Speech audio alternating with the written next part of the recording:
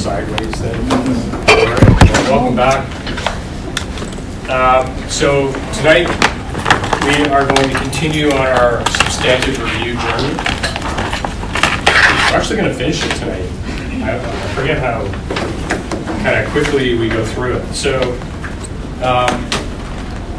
also tonight, two exciting things. You're going to get the substantive review framework, which I uploaded.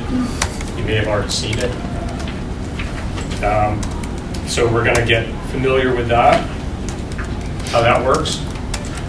But we're going to continue to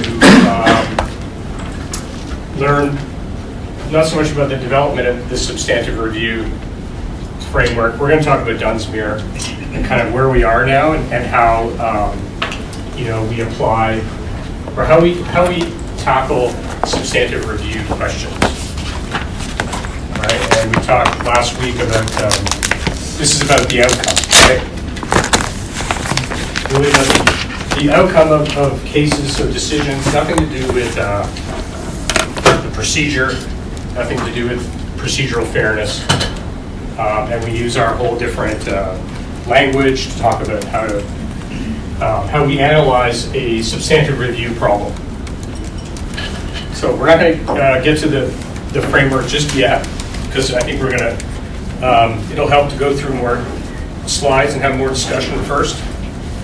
And then this is going to be fun. We're going to talk about this careless driving scenario involving me on my bike, running somebody over. You might wonder why that would be important to talk about. Basically, it's an illustration of how to determine what kind of question you could, because a big part of the Dunsmuir test is figuring out the nature of the question to the point where it's almost become the single most important factor in deciding what the applicable standard of review is. Right? Because we have to go through the whole analysis and figure out whether the applicable standard of review to that question, and remember there can be more than one question the DM answers, could be one or two or three or five. We know that we have to figure out the standard of review applicable to each question, right? Because it could be reasonableness on one and correctness on the other. And that matters because we use that standard of review to decide whether we think the DM made an error or not.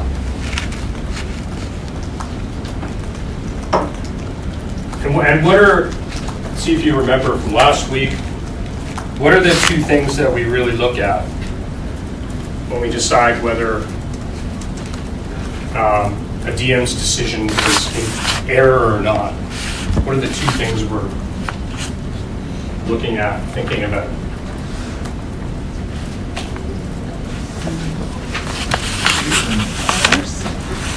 The errors? Yeah, yeah. What do we look at to figure out whether the DM made a mistake? The decision itself? Sorry? I don't get the question. I know, I'm asking it in a really, difficult way. Reasons and outcome? Sorry? Reasons and outcome? Yeah, exactly. Reasons and outcome, right? I was going to say if the decision is reasonable based on whatever evidence. Or are the decisions in error? Because we don't know if it's reasonableness or correctness, but either way, Okay. we're looking, yeah, exactly. We're looking at the outcome and the reasons of the DM, assuming the DM's given reasons. They usually do, right?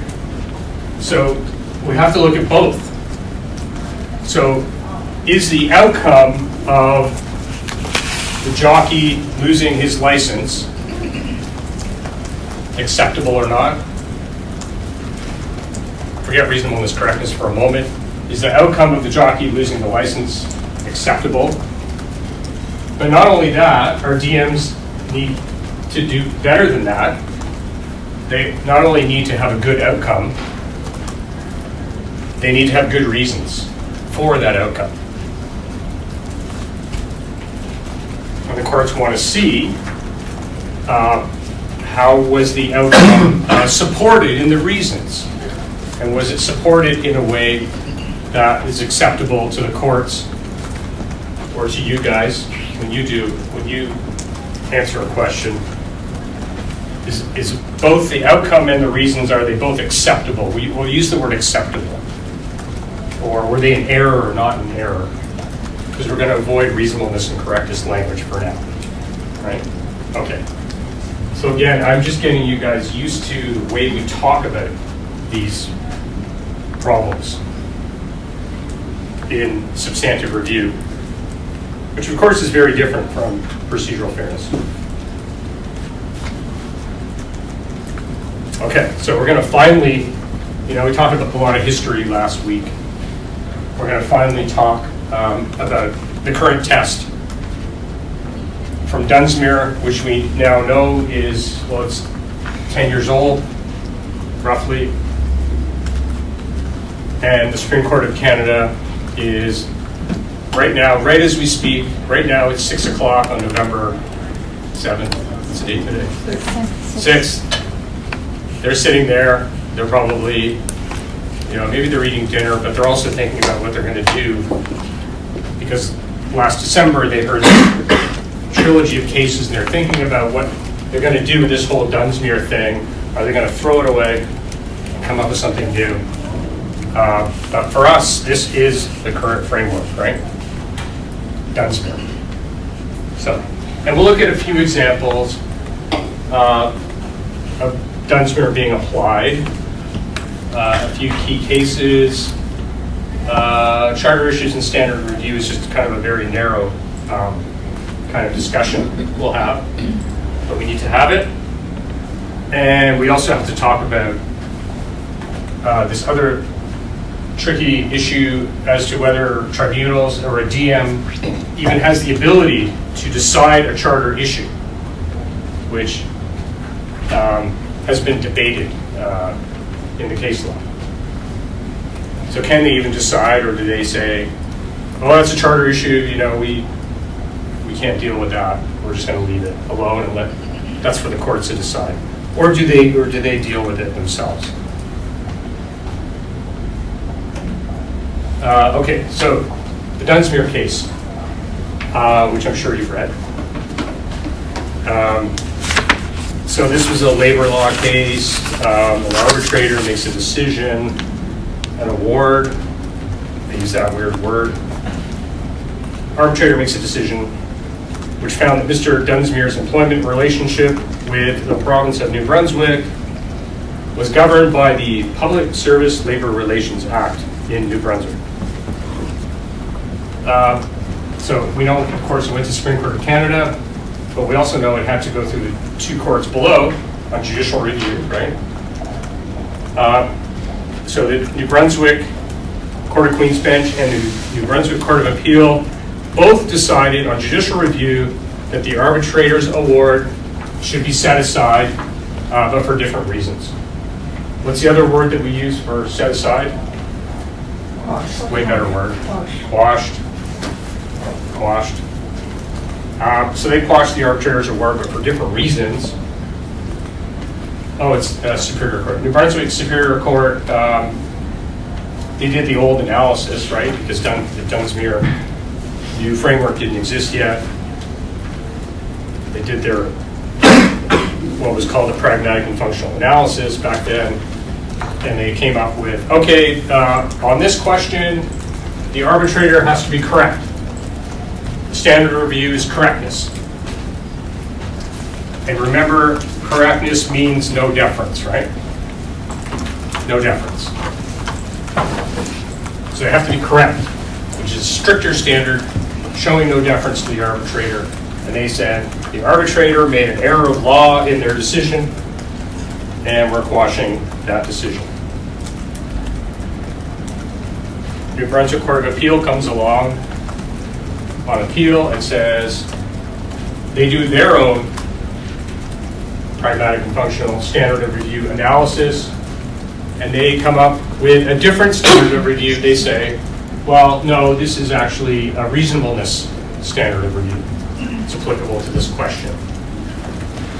What used to be called reasonableness impliciter, which we know is now gone. And they set aside the decision. They say that, oh yes, deference is owed, right? Because reasonableness means deference is owed. You guys know even what I mean when I say deference is owed? Yeah. Oh, okay. Yes, we need to get on top of that. So is deference owed? It's going to become clear. So, okay, so what does correctness mean? Correctness means no deference, right? Does anybody know what that means? It means that even if the court doesn't agree with the outcome, the arbitrator knows better because of expertise. And No, the opposite. No, so correctness, no deference. No. So, did you say reasonableness? No, correctness. Okay, so I'm starting with correctness. So, if the standard of review is correctness, we know that means no deference. Correctness equals no deference. Correctness equals no respect. What does no deference, no respect mean? The judge knows better, the court knows better than the DM. Yeah, I think you understand. Right, the court knows better than the DM. They're in a better position to decide. They show no respect for the DM's decision. In fact, they more or less throw the DM's decision in the garbage and they do their own thing. They do their own analysis. I'm joking. They will read the arbitrator's decision, but they show no respect for it. And they say, we, the judges, the court, we know how to answer this question better than the DM does. We're in a better position to decide, and we think the correct answer is, and they give the correct answer. And if the arbitrator, if the court's view of it is the same as the arbitrator's, well, good for the arbitrator. The arbitrator's correct. The arbitrator's decision is upheld. But if it happens that the court disagrees and they say incorrect, that means the arbitrator's decision has to fall, right? So in the correctness scenario, there's no deference, there's no respect. No deference, no respect. But we know that the New Brunswick Court of Appeals saw it very differently, and they say reasonableness, which is the exact opposite of correctness, because there's only two, right? Reasonableness equals respect, which equals deference. So they do this thing where they look at the decision, they look at the reasons, and they say, is it good enough? Remember last week we had the circle with the range of reasonable outcomes. They say, oh, there's a range of reasonable outcomes, and as long as they're within that range, we're going to let it go. We're going to show respect, we're going to show deference, and we're going to uphold the decision because the arbitrator knows better than we do. The DM knows better than we do how to answer this question.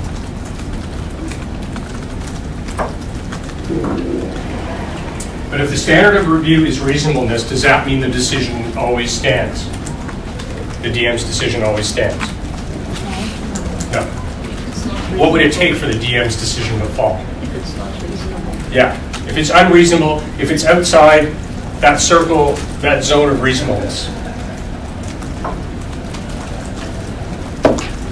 So even though deference and respect could be shown under reasonableness, the court might still say, well, we can't respect that decision because that decision is just way outside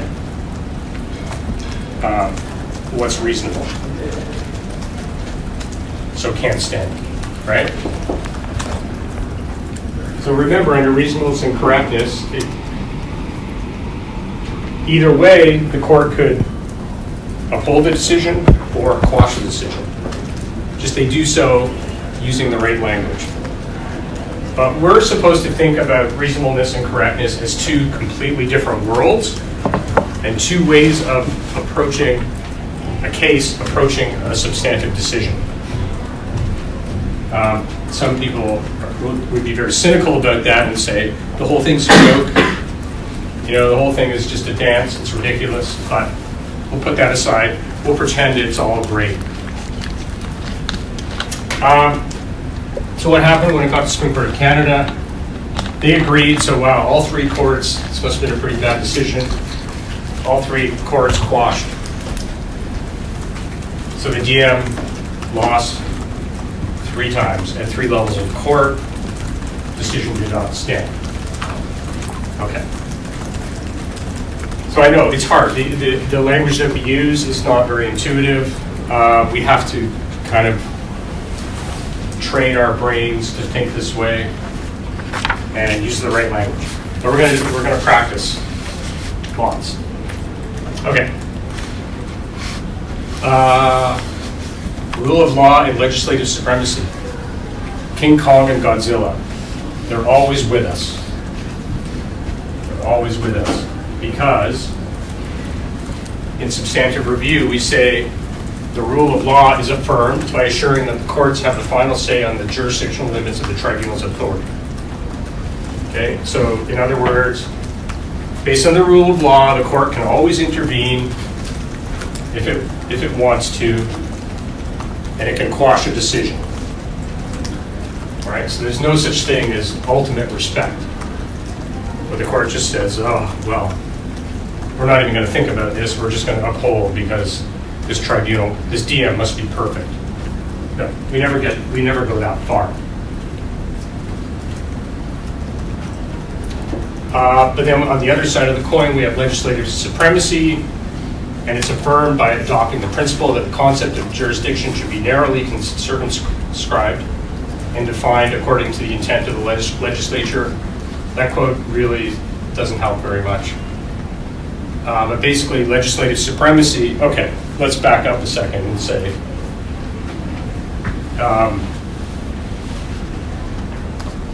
rule of law, which standard of review kind of upholds the rule of law?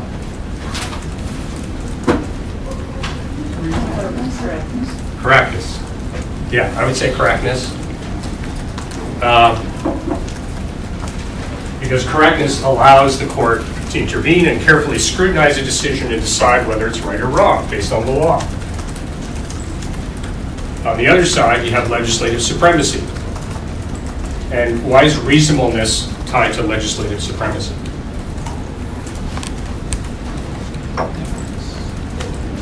Because the legislation, like the legislative authority knew better when they issued the enabling statute authorizing them to take this decision. Yeah, right. So remember the legislature setting up its DM, and normally they want their DM to deal with these cases and have the final word, right? And that's, remember, privative clauses, where they come in, especially in a case of a privative clause or a strong privative clause, that's the legislature signaling to the courts, keep your hands off, show respect to the DM.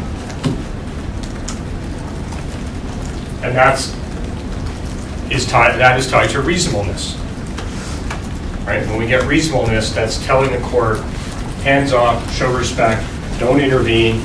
Don't intervene unless it's a really bad decision. So show respect. So that's the balance. Okay, this will become clear.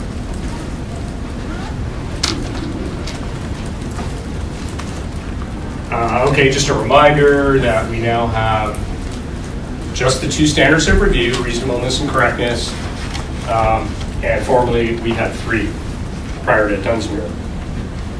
Patent and reasonableness, simpliciter, and correctness. Okay.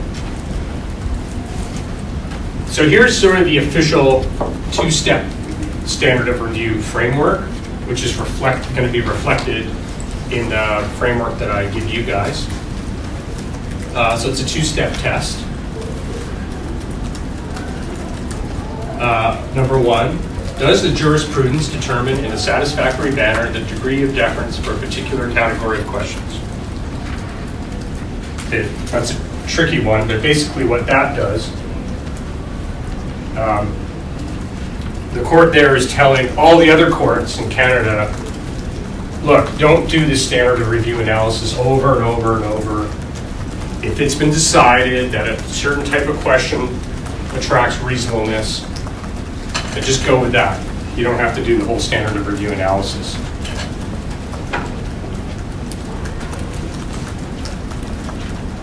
So you could be told that, oh, there's a recent case that deals with a similar kind of issue, and the court said the standard of review was reasonableness, so you can just go with that. You don't have to rethink it and redo the whole standard of review analysis. So the courts there are telling, the Supreme Court of Canada is telling all the other courts, don't worry about it if it's already been established what the standard of review is for this type of question. Just go with that. But then they say, okay, well, if not, you better do a standard of review analysis, what they call a contextual analysis, and determine the applicable standard of review to that question. Don't you love it in in-law? Okay, so that's the basic framework. So when you do one, you're not going to jump to 2. You're always going to look at 1 and say, what do I have here? Do I have case law that tells me what the applicable standard of review is?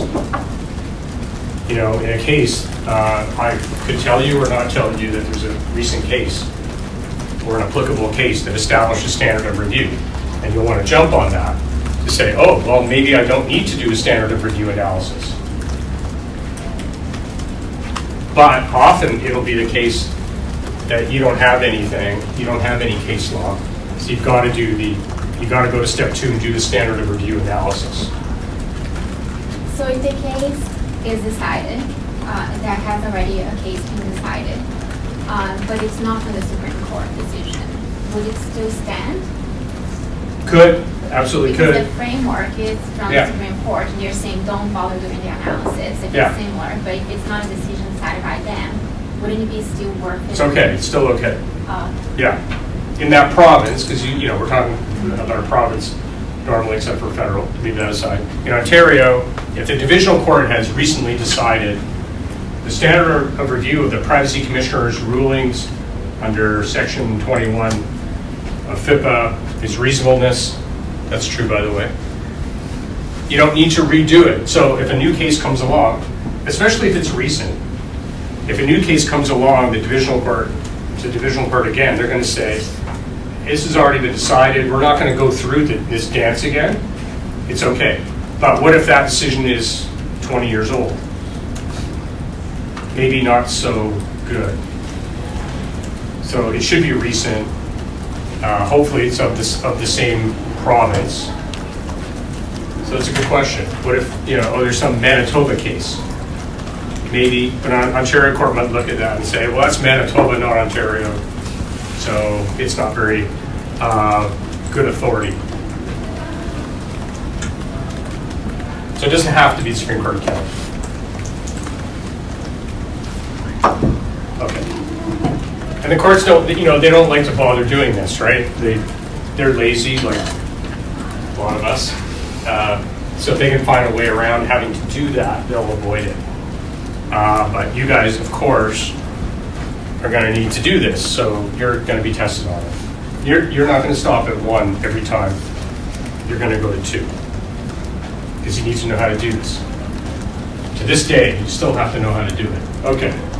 So here are the magic, at step 2, the magic 4 factors that you look at that make up the SOR analysis, standard of review analysis. Also kind of branded as the contextual analysis. So here's the 4 factors, which we're going to walk through one at a time later on. And we did touch on it last week. So is there a privative clause? Yes or no? Where do we find a privative clause? In the statute. Which statute?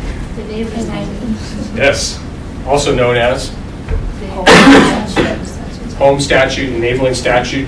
What statute are they, is this DM operating under? And in their statute, their enabling statute, is there a privative clause? Yes or no? This is important.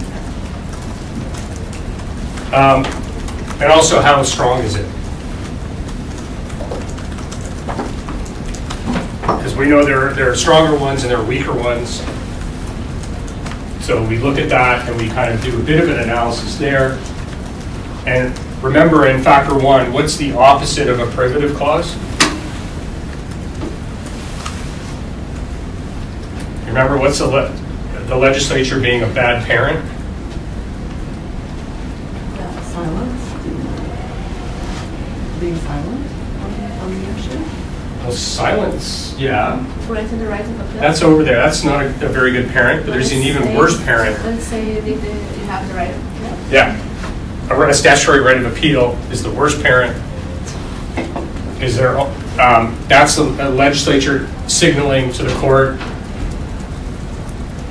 yeah, we don't mind you reviewing our baby, our DM. It has the opposite impact of a privative clause, right? Okay. That was pretty straightforward. And remember, we're going to do arrows, right?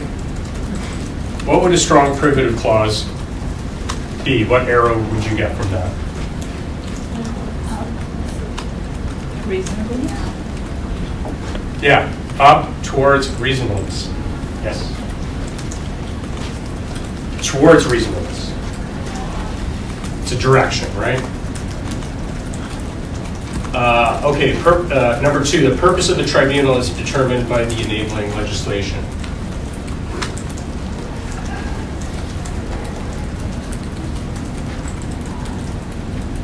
I'll go to, I'm going to go to these slides. So we're getting a bit deeper. So yeah, the factor one, presence or absence of a privative clause.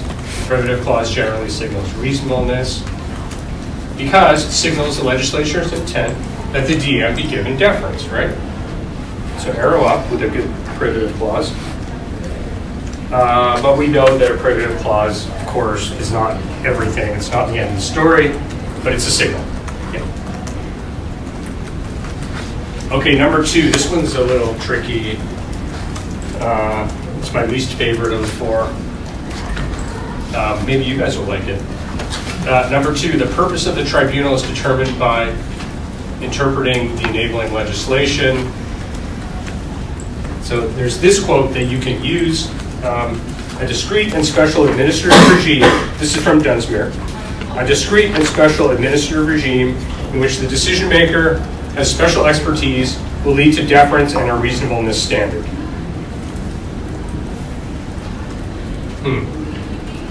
Anybody know what that means? I barely know. What's a special? Okay, I'll try this question. What would be the opposite of this? What's a not special regime? A not discrete and special regime. Can you think of an example? It's a weird question. Answer the first question, or try to? Sure, yeah. The way you first asked. Well, that may help. Start with that. I mean, looking at just how narrowly focused whatever the tribunal body happens to be, like if it's horse racing, that's not, Is what? that doesn't really. What kind of horse racing? I'm joking. AGC or horse racing. Isn't there two? There's two kinds of horse racing, right? The ones with Thoroughbred. buggies and the ones without the buggies. Thoroughbred and thoroughbred, yeah. The AGC is hiring again. So there's no spillover, or there's not a lot of analogous situations. If you look at horse racing, you can't yank that over into, oh, well, it's just like that in boat licenses, for example. Yeah. So exactly, and that. Thank you. That's helpful. So a discrete and special regime would be something like the Horse Racing Commission, right? It's very specialized, right? These people have very, well, the statute's set up in a way that it deals with a very kind of narrow, special area of society, horse racing. So adding to that, then going the other direction, you might lump together the College of Nurses and doctors and physiotherapists and all of that, and maybe Yeah. they're not the same, but you could say, Yeah. well, this is what they do with nurses, so we'll do this over here with Yeah. physiotherapists. Good example. Okay, let's say it's not the case, but let's say in Ontario they decided one day, you know what, there's too many colleges out there. There's like 50 of them. By colleges, I mean professional regulatory colleges. The College of Nurses, the College of Doctors, the College of Dentists, the College of Engineers, the College of Lawyers, well, Law Society. A government could come in and say, this is ridiculous, there's way too many colleges. We're going to create a super mega tribunal called the College of Professionals. Hey, I think I just hit on some great idea. Maybe you should appreciate it. So all complaints about any professional in Ontario that's regulated, you name it, there's 100 more, we're going to put those all into one super tribunal, and and the act is going to be called the College of Professionals Act. There's going to be one, system. That would be a really powerful example of the opposite of this, a not discrete and not special administrative regime. In fact, I happen to know, because I lived in Australia for a while, that in Australia they have this thing called the Administrative Appeals Tribunal that hears appeals from every tribunal in the entire country. It's crazy. Whatever it is, you name it. We do it all. I don't know how they figured that out. But, it's designed that way. The legislature can do that. That's their prerogative. They can do that. They can do these general tribunals, and there probably are some of them out there. So that's the opposite. But then you might have something in between that's sort of special, but not really. Sort of narrow, not really narrow. In between. So this is shades of gray, right? So this is about looking at the statute and how much can you call it a discrete and special administrative regime, where generally they have special expertise.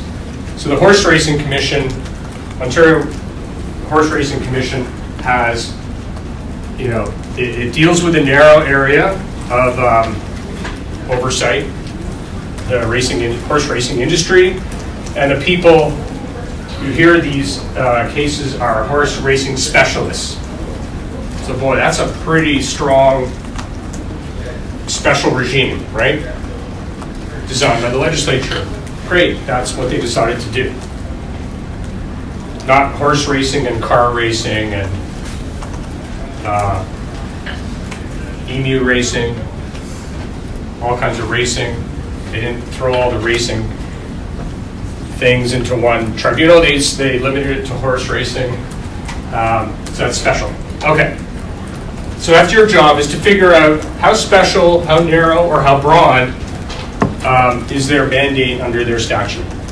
Right? It goes back to the statute. So, I think we've explored kind of the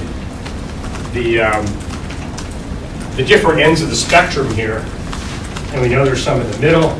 So, if you see a special regime where the GMs have specialized expertise, which way is the arrow going to go? Up. The more special, more up. Less special, maybe sideways or down, or even down.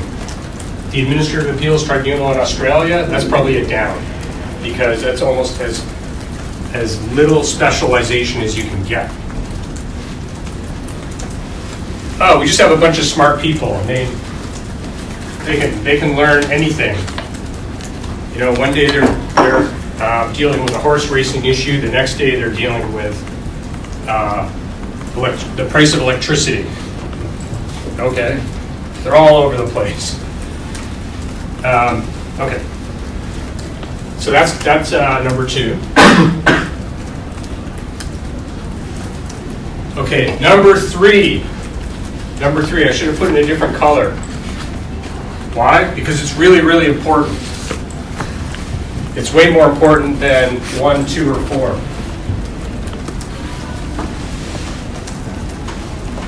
And that's why we're going to go through that exercise later on. And you can see here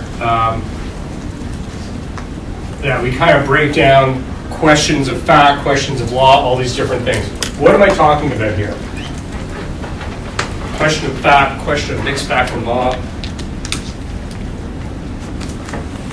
Question of law. What am I talking about here? Correct. People get confused. What are we talking about here? About what is being brought?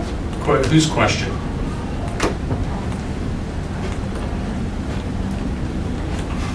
I think it's the issue. Question to be decided. Whose question? What question? Who's question answering the to question?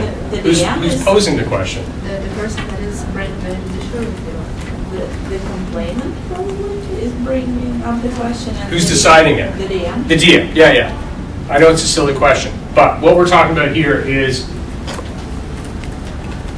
we're always looking at a DM that made a decision. They decided a question. Should the jockey lose his license? Or did the jockey break the rules? So we break that down into what kind of question did the DM answer. That's critically important because that could drive this whole thing, could drive the whole analysis. Critically important to categorize the question. We've got to categorize the question that the DM decided. And remember, they could decide only one question or more, or 2 or 3 or more. And we categorize each of those questions. So you have to get comfortable with, again, when I throw a situation at you, you say, okay, I'm going to figure out what kind of question this DM answered, or what question did this DM answer, or questions, and how do I categorize them? Because we've got to put a label on them. It's not always the easiest thing to do, but you do your best. It could be, purely a question of fact, or mixed fact and law, or discretion, or policy. We need, and the courts tell us, put a label on it, categorize it, because it matters. We want to know what type of question the DM answered. But lucky for us, that almost everything points to reasonableness. That's just the way it is. Questions of fact, reasonableness. Question of discretion, reasonableness. Policy question, reasonableness. Mixed fact and law, reasonableness. Always? Arrow up. Arrow up. Like all those type of questions point toward reasonableness? Really, I should be saying, points to reasonableness, arrow up. But what points to correctness? Sorry? Like all these types points only toward reasonableness? Yes. Sorry. Yes. So why is it so important if it's always, why is it so important to determine the You will see, because there's some questions where the arrow goes down. Good. Yeah, no, I'm glad you asked that.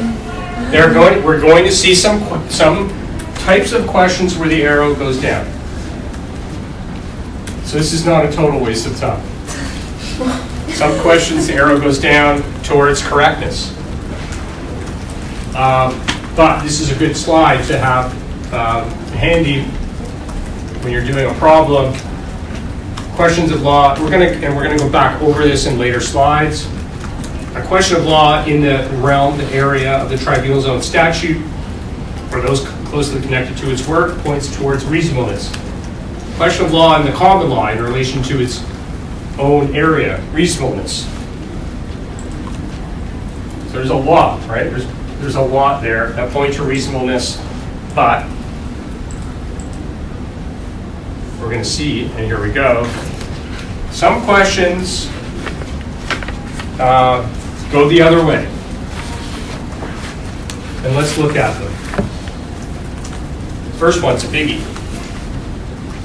A question of law that is of central importance to the legal system and outside the DM's specialized area of expertise. Correctness.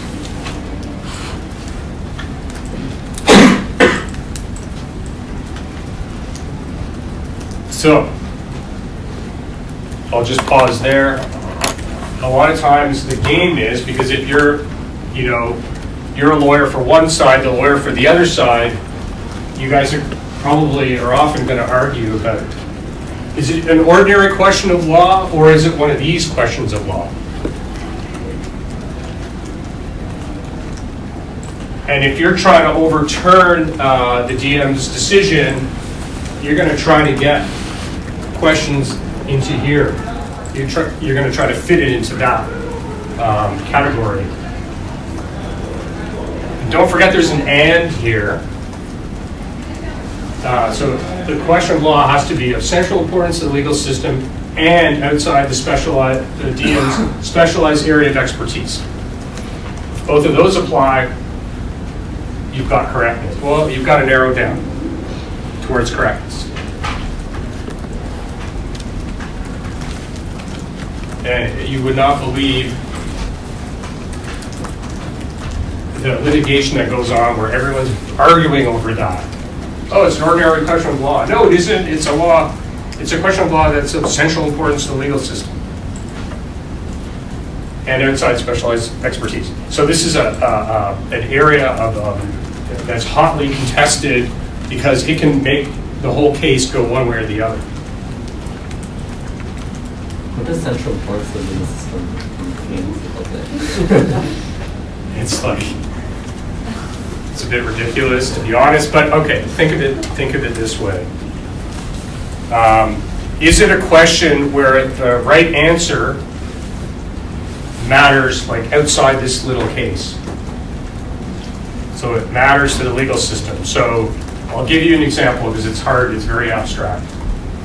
The scope of solicitor-client privilege.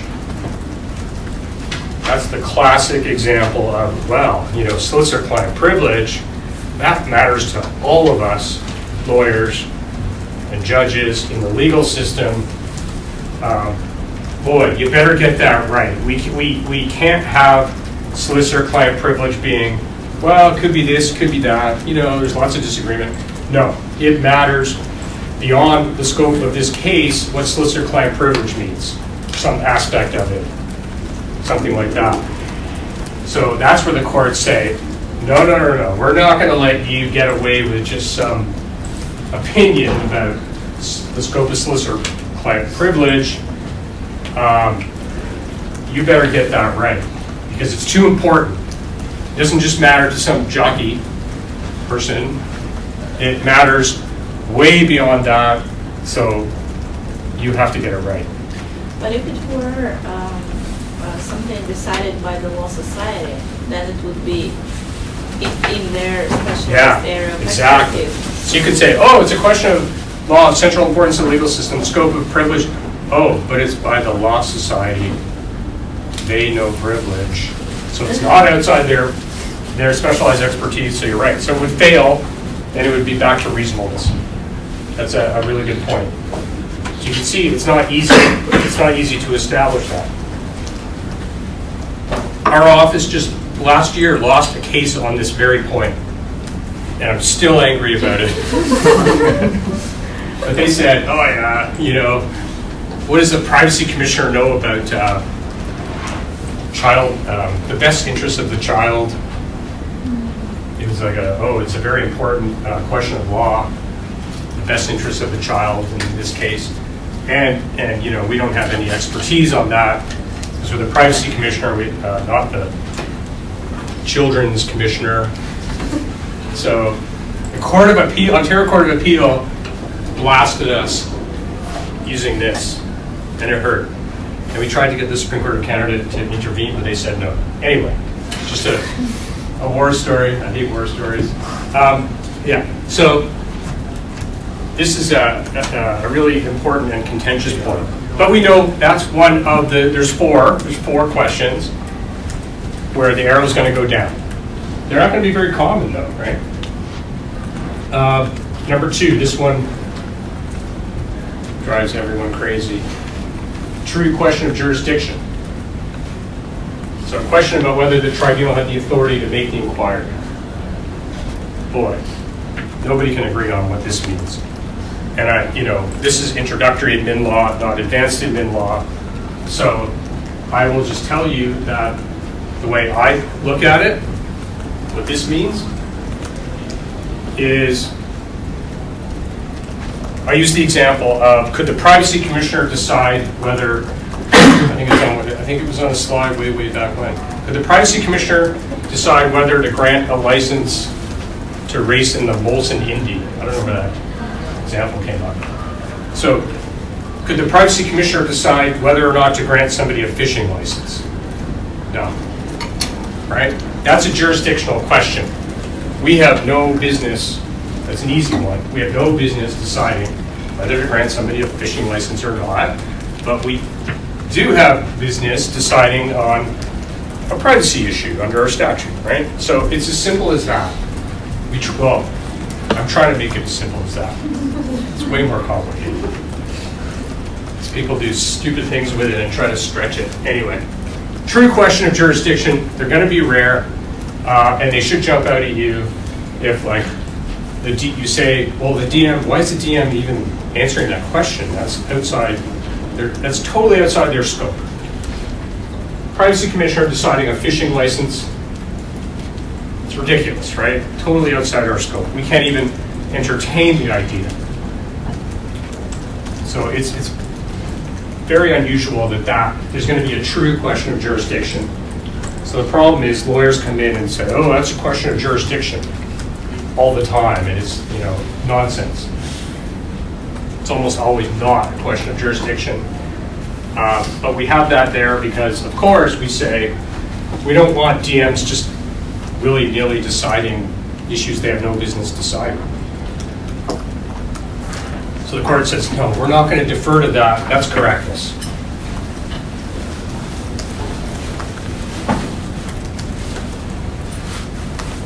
Okay. Then there's a third one, which is really rare, obscure, not going to come up very often, but questions about competing jurisdictional lines between two agencies. So if two DMs are arguing and saying, oh, this is a question for me, says one DM, the other DM says, no, that's a question for me under my statute. So you've got this kind of tug of war over an issue. Which statute does this question belong under? DM1 or DM2? Is this likely to show up in things that have to do with like zoning, planning, and It could. And it's sort of related. These last two are sort of related. Who has the authority to entertain the question? And where do you draw that line? Okay.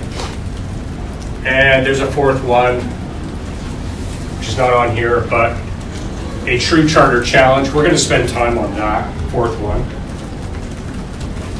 Again, a true charter challenge to legislation is the other one. Where the court says, we're not going to defer to a DM's decision about the constitutionality of a provision of its statute. So what we call a true charter challenge. was that at play with what was that law school at West Trinity or something? Like the Christian law school? Yeah. Was that at play there? Yes, I'm trying to remember the details of that case, but I think you're right. The BC Law Society say we won't recognize degrees. Yeah, and it was based on the charter. Yeah, but we're gonna see examples of that so that you're comfortable with what we're talking about there. Okay, I just don't know what I skipped over here.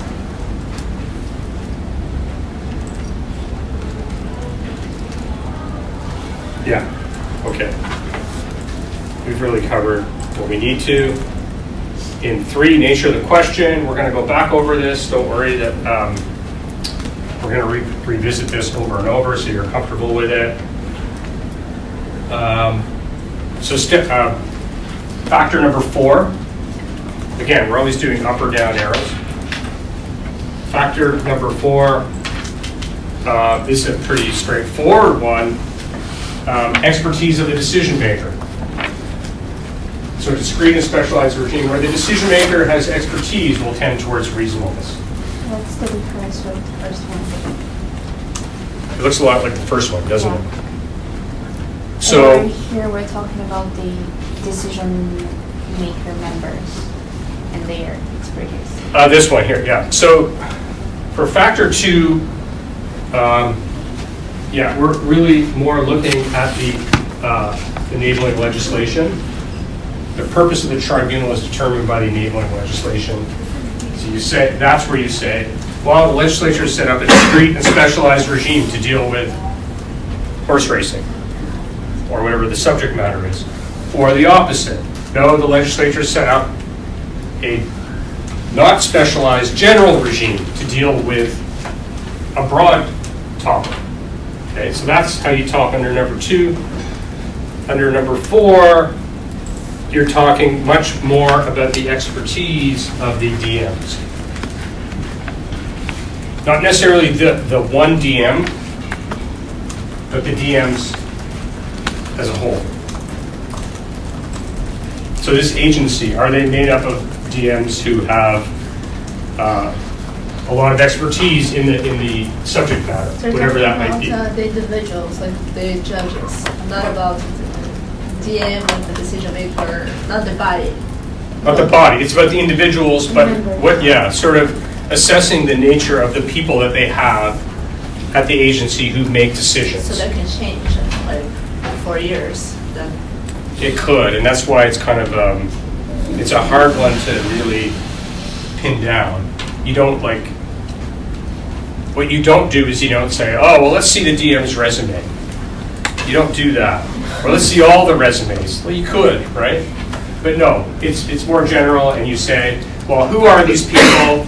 On the Horse Racing Commission, the people who decide are generally industry, people who come from the industry of horse racing.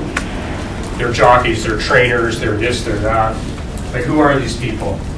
And when you get into divisional court, they often say, and they've said to us, they've said to me, so who are these people? Who are your people? Where do you get them? Are they lawyers? Are they not lawyers? So they're curious and they'll want to know. And in Factor 4, you'll want to know who are these people, and you'll have to just do what you can based on the information you have about the nature of the people and the expertise of the people who are making decisions with that DM. So the College of Physicians and Surgeons, what kind of people do you think they usually have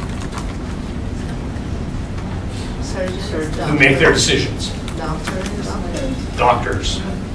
But not exclusively. Does anybody know anybody familiar with the college? Well, they have an independent counsel to help them, but it's not part of the DM. It's up there.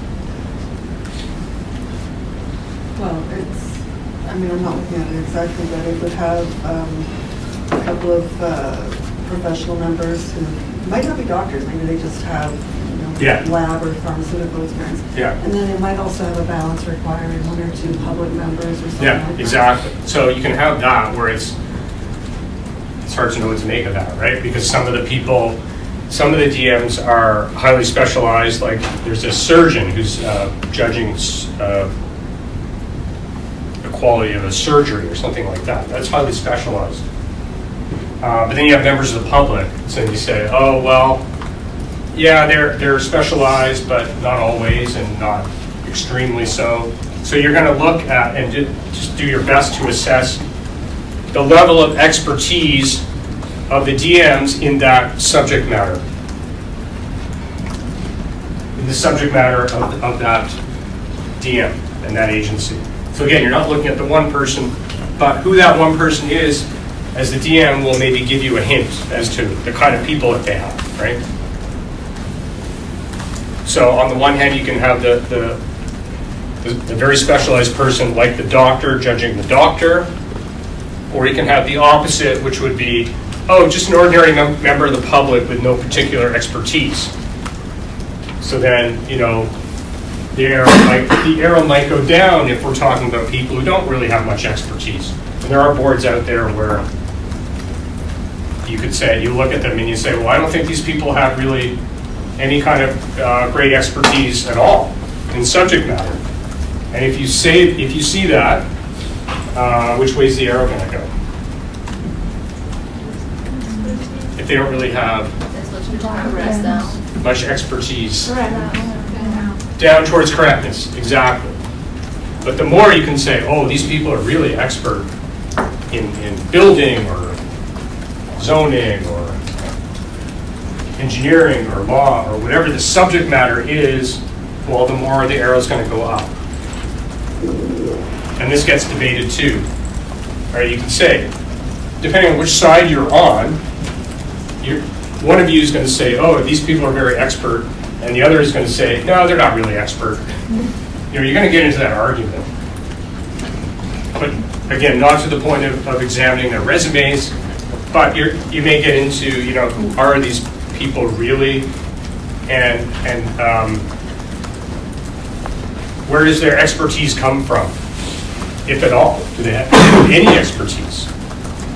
So that's a debate, and that's where you're going to see the arrow either going up or down, depending on the situation. Or in the middle, don't forget, you could reasonably arrive at a sideways arrow if you like to sit on the fence. If you say, well, they're sort of specialized, but not really compared to other situations, but they're also not just sort of ordinary lay people who don't know much about anything. They're somewhere in the middle. So use your judgment as to whether you want an up or a down or a sideways. You could quite reasonably arrive at a sideways arrow because there's a whole spectrum out there, right? Okay, wow, we just went through an hour. 13 slides. Pretty good. But this is the real core of what we're talking about. Do you want a break? No? Keep going. You're all about going home early, right? Okay. So that's the 4-factor analysis. So what happens after you draw your arrows? Reasonableness, correctness, up arrows, down arrows, sideways arrows. Get to a conclusion? What? Final level. Like, Yeah. like with Baker analysis, we'll try to balance those arrows and figure out. Yeah, exactly. Although you don't have, like in Baker, you had low, medium, or high. Here you only have 2 choices. Reasonableness. Is it reasonableness or correctness? But then the third part is the most important. Yeah, in okay, nature. right. That's a good point. So here's the thing. The courts are basically telling us, well, yes, the other factors, don't get rid of them, but number 3 is really, really, really important. So what do you take from that? That if number 3 is up, especially up. If you see an up arrow at number 3, that's telling you loud and clear where you should be. Should we just start with that then? Well, that's why, and we're going to talk about that because some members of the Supreme Court say this should be it right here.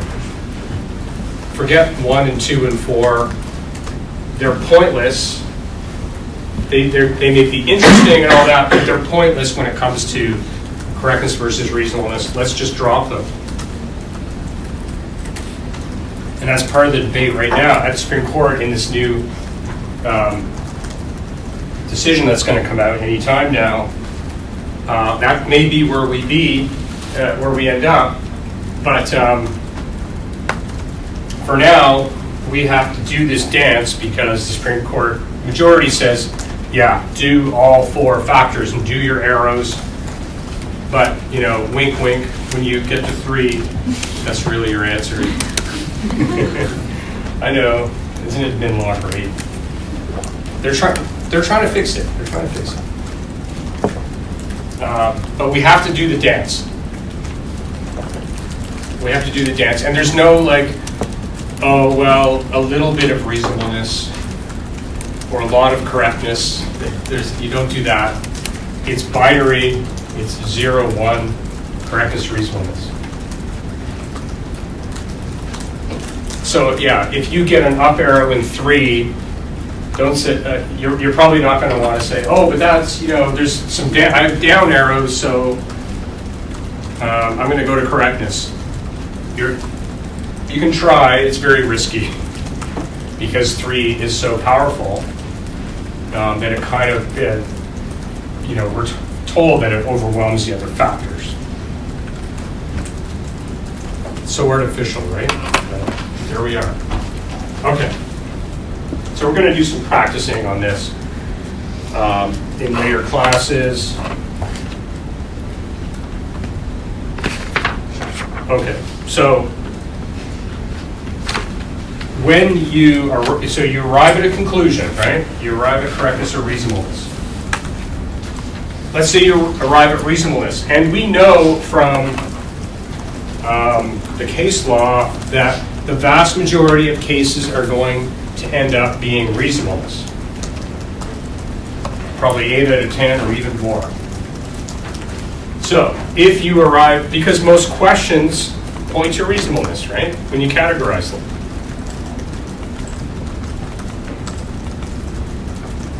So Dunsmuir, because they knew this was going to be instructive for lawyers and other courts, they talked about what reasonableness is. I'm losing people. Okay. They talked about what reasonableness is. Maybe I should have had a break. We'll break soon. So what is reasonableness? And this is difficult to understand what reasonableness is. We know that reasonableness means deference. The what we call a deferential standard. And this quote is a really good one that I want you to be familiar with. Certain questions that come before DMs do not lend themselves to one specific particular result. And these questions may give rise to a number of possible reasonable conclusions. That's my circle, right?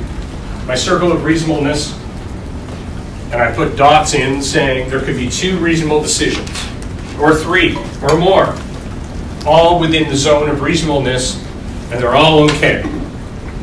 They're all okay. They're all reasonable. And that's what that quote is trying to explain. That's what reasonableness means, that there's a zone that allows for more than one outcome. Okay. But the court also told us there's 2 elements to reasonableness, and you have to show both to be reasonable. I'll jump to the second one, outcome, because that's what we were talking about. So you say, is the outcome within a range of possible acceptable outcomes within that, that circle of reasonableness? Yes or no? It might be, it might not be. It's up to you. You're going to tell me whether a particular outcome is reasonable, is within a range of acceptable outcomes. But that's what reasonableness is, that's what deference is, that there's a zone where you can have different outcomes and they're all okay, and the judge just says, we're fine with that.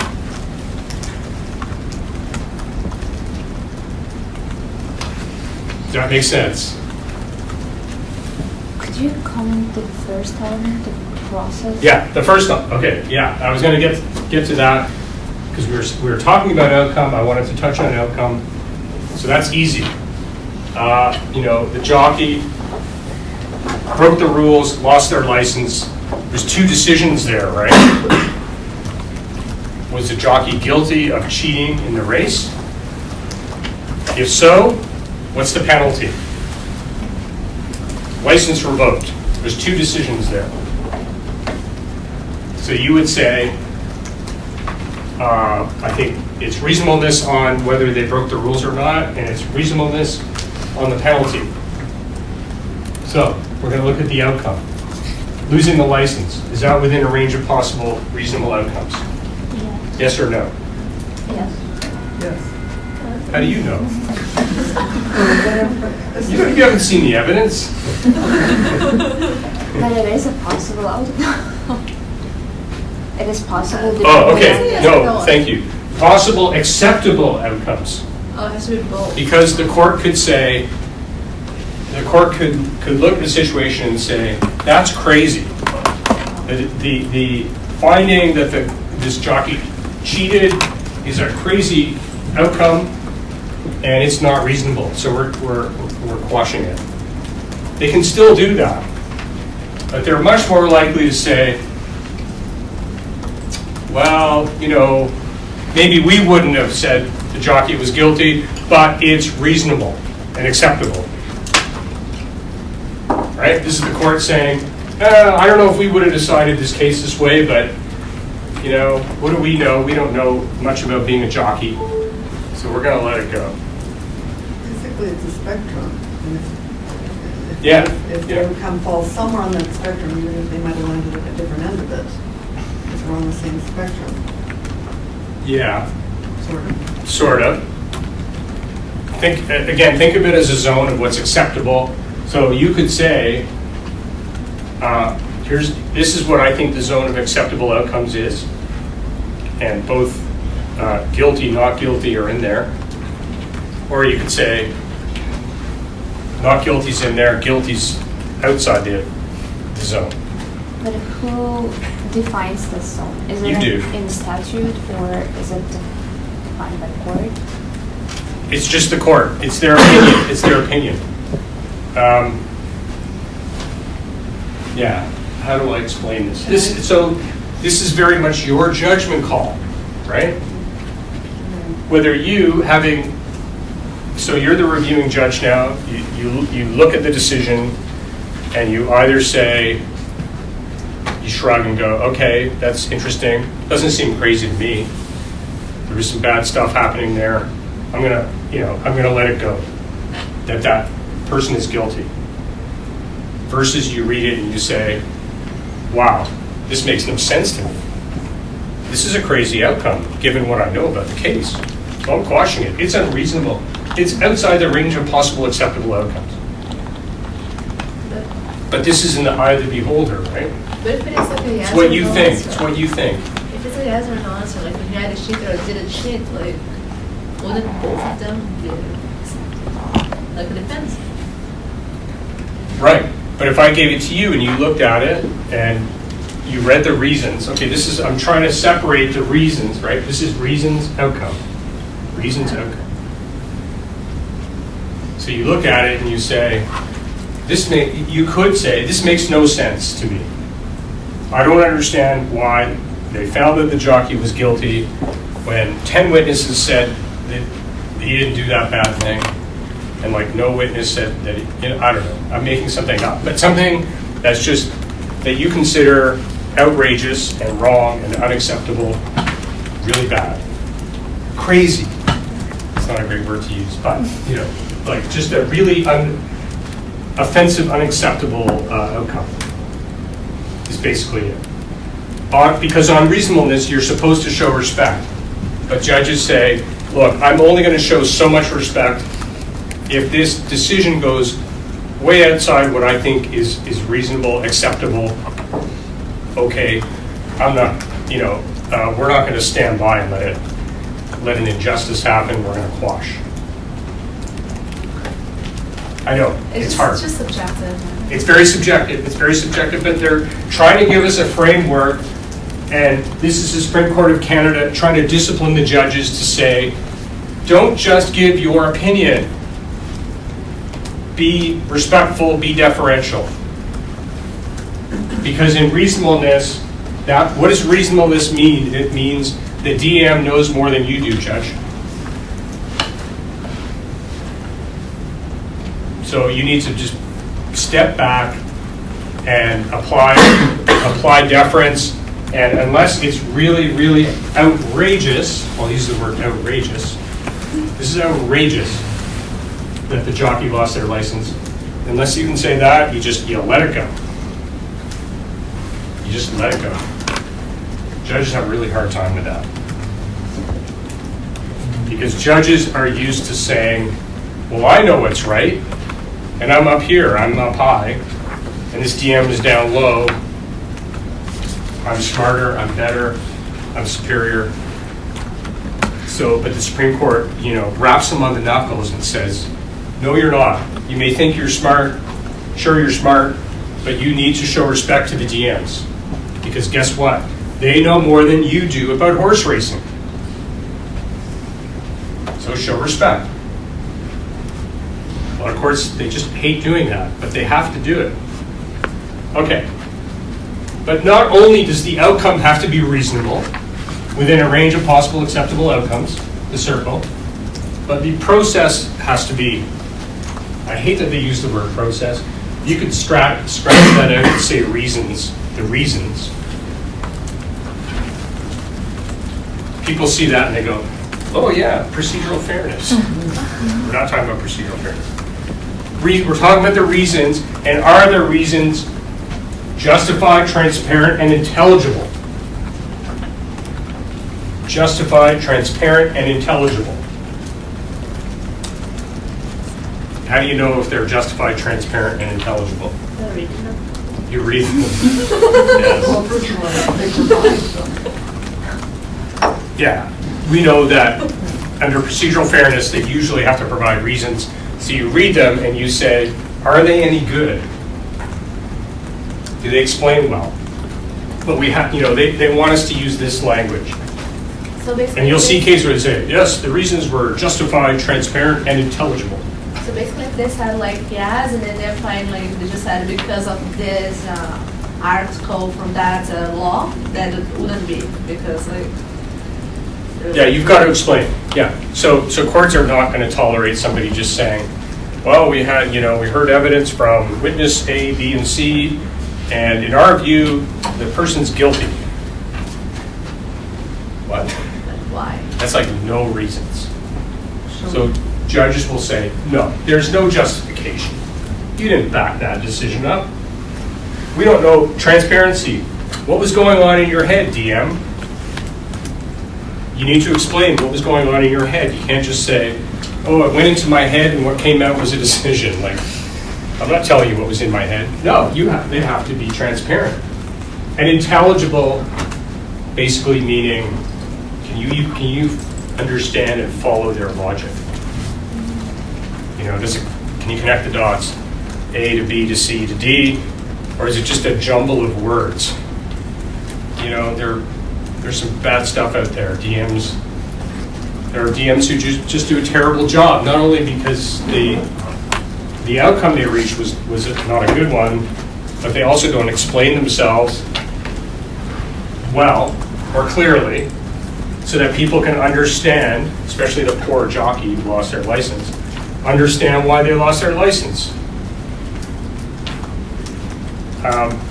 So, what does that mean? You need both, right? You can have a perfectly okay outcome and just awful reasons. What happens? The unhappy parties when you feel it, or try to. Flush it and send it back. What happens if the reviewing court says, good outcome, terrible reasons?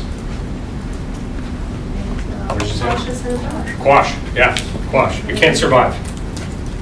So in other words, they don't say, well, the outcome's okay, so we're going to let it go. No, they say, if you reach a good outcome in a bad way, fatal. Opposite.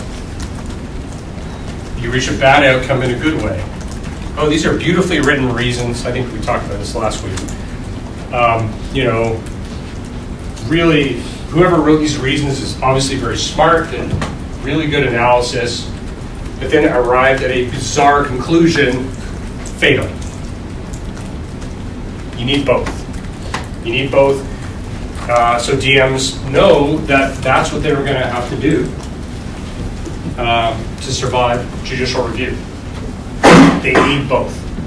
And you will see cases quashed on one or the other, or, you know, often it is both. They blow it both ways.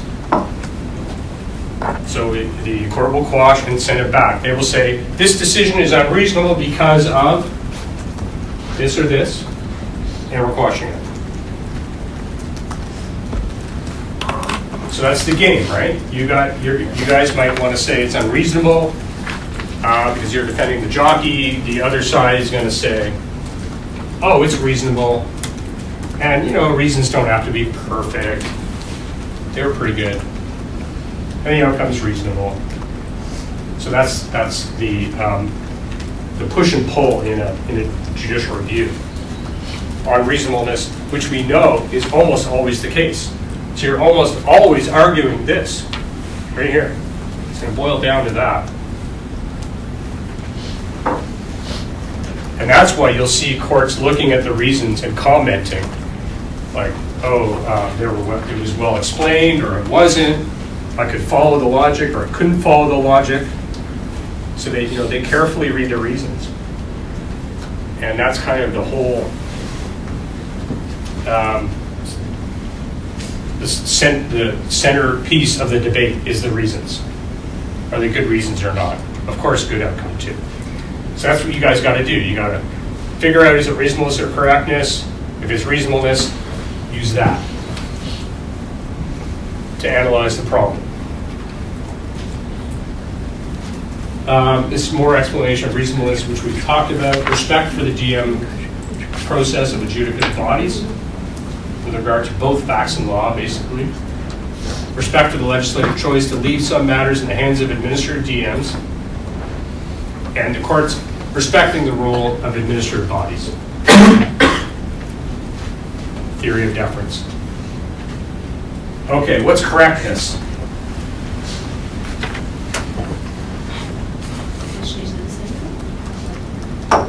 Sorry? You change the decision, like there was just one possible outcome and you did not reach that, and then. What is the one? You're right. What's the one possible outcome?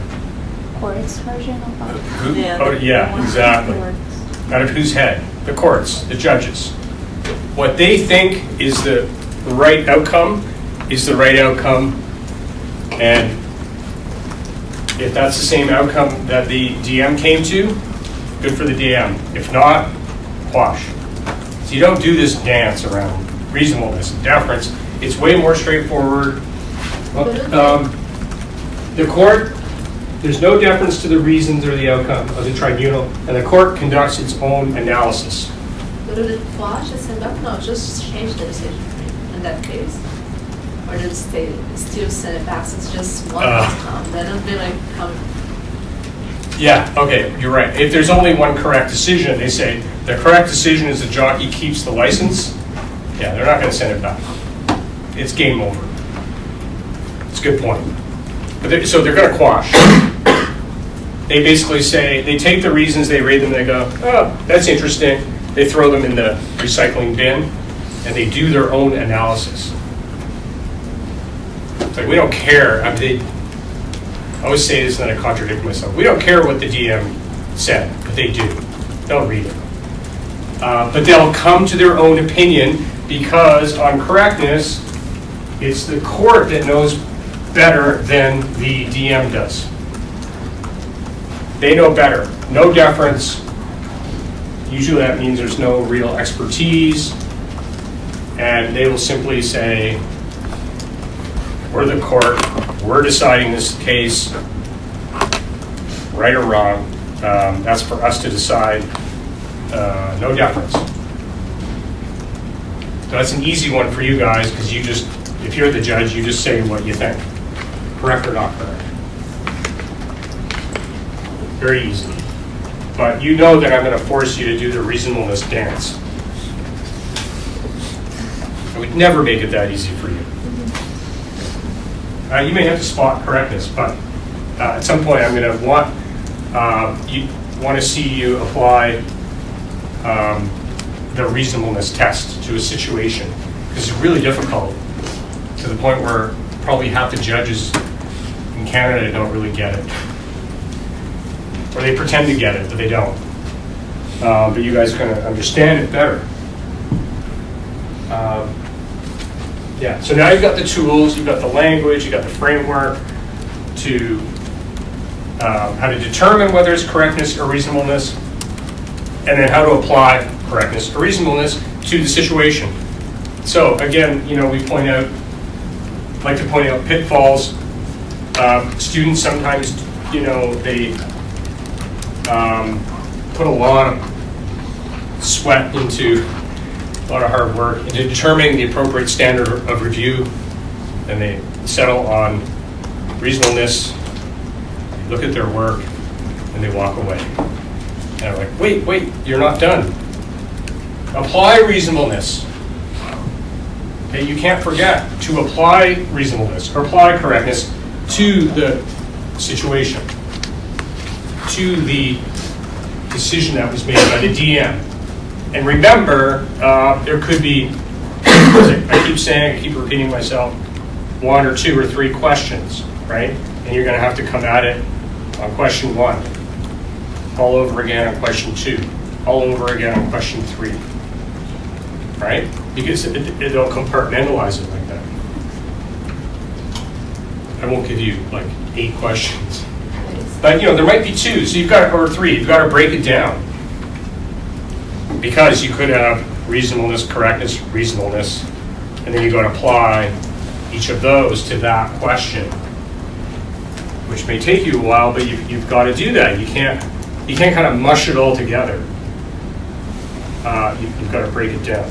So they'll say, for example, the adjudicator's decision on question 1, did the jockey break the rules, was reasonable and we're upholding it.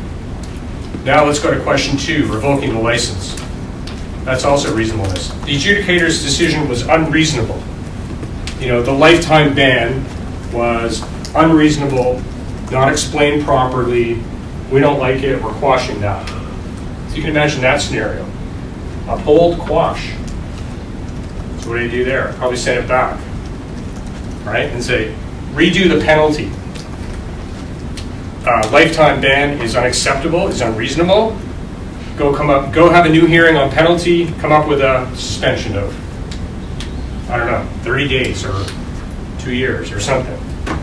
So you can imagine that scenario. So there is no relation between the questions, because if the first question in that case was answered was answered as unreasonable, automatically wouldn't the question 2 also be unreasonable?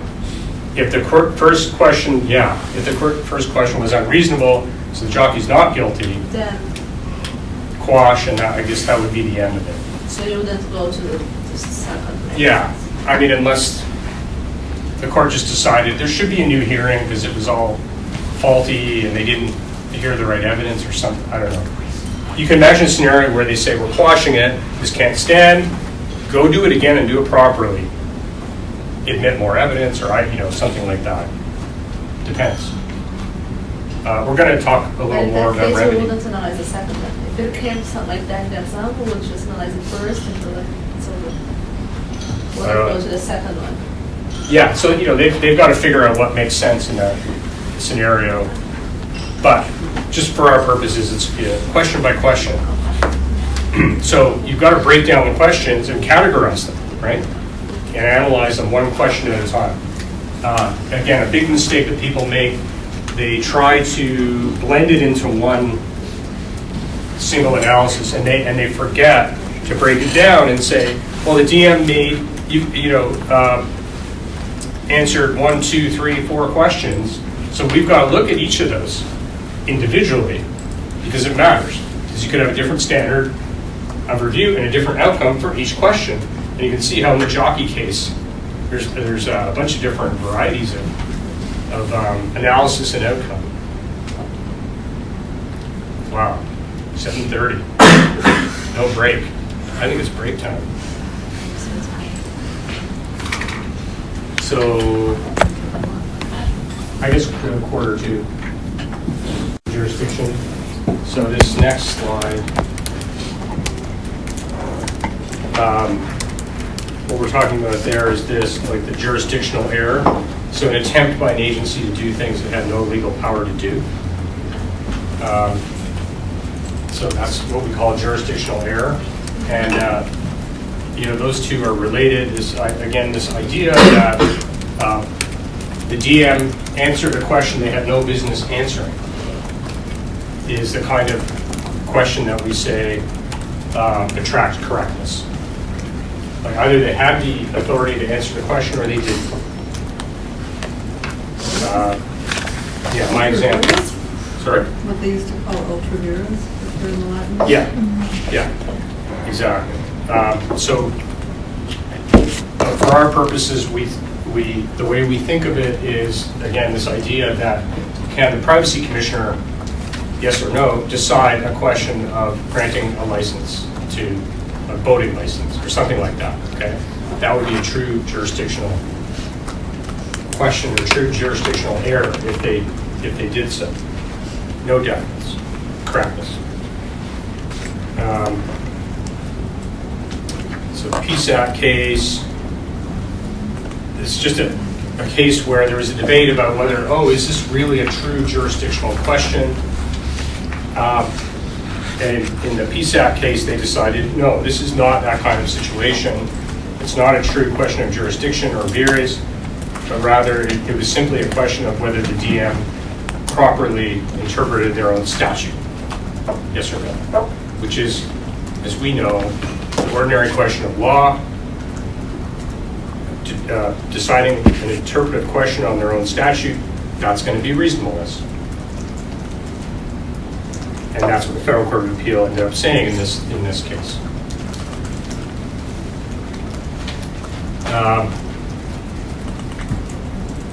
So issues post-Dunsmuir, as I was saying, we have this idea that maybe we don't have to look at all the four factors. Maybe factor 3 is the only factor we look at. In other words, what's the nature of the question that the DM was deciding? And Smith and Alliance Pipeline from 2011 suggested a simpler way, that simpler way. And this is a good slide because this is what I'm going to refer to as the Smith shortcut way of reaching the applicable standard of review. And you can see here, it's a good slide because it kind of sums it all up, that the standard of correctness governs 1, 2, 3, 4, as listed there. Again, a constitutional issue. Number 1. Number 2, a question of general law that is both of central importance to the legal system as a whole and outside the adjudicator's specialized area of expertise. That's a special question of law. 3, the drawing of jurisdictional lines between 2 or more competing specialized tribunals. And 4, a true question of jurisdiction or vires. So that, again, sums up what the 4 questions are that are going to lead to correctness. And then they continue here and they say, on the other hand, reasonableness is normally the governing standard where the question is basically anything else. But they try to categorize them here or describe them. They say, well, a question that relates to the interpretation of a tribunal's enabling or home statute or statutes closely connected to its function with which it will have particular familiarity. 2, questions that raise issues of fact, discretion, or policy. Or 3, questions that involve inextricably intertwined legal and factual issues. So mixed fact and law. So we're going to talk about that later. Sometimes referred to as the Smith shortcut or the Smith default approach, where you see if you can categorize the question here. If you can't, basically all other questions are going to be reasonableness.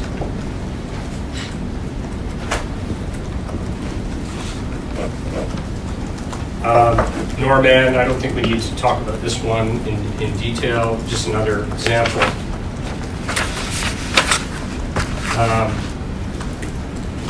A debate on the reasonableness, correctness, grounds. They end up at reasonableness, and they say, it's an example of a case where they say, well, no, it's a question of law, but it's not a question that is of general law within the meaning of Dunsmuir.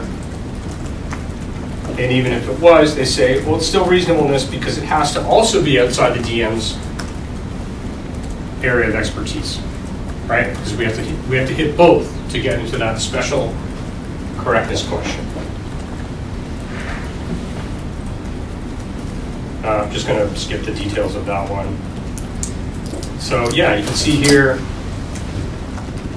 this was the debate at the Supreme Court and still is to this day, which is a better way to go? Should we say that the nature of the question is the most, not only the most important factor, but the only factor?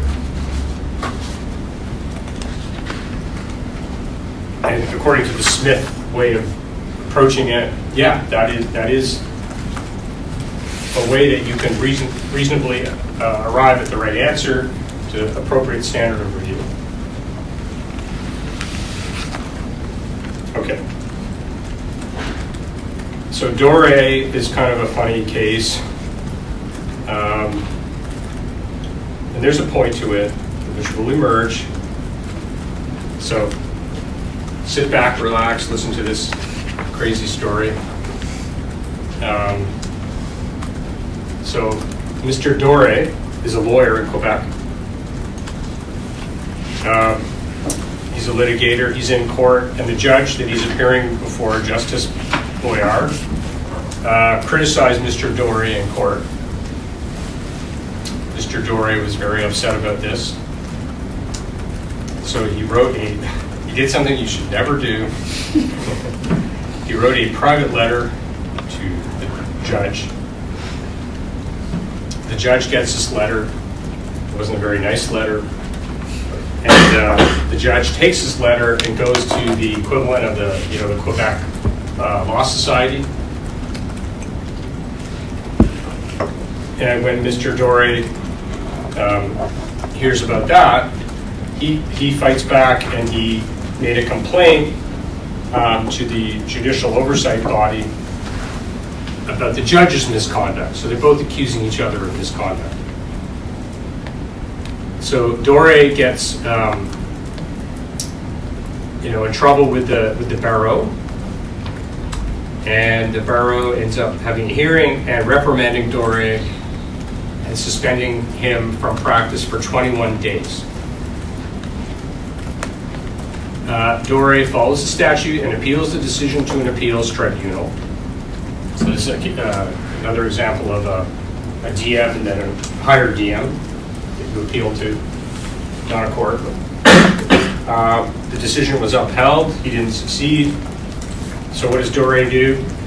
He's at the end of the road in the statute, so we know that his only remedy now is to seek judicial review, which he can do.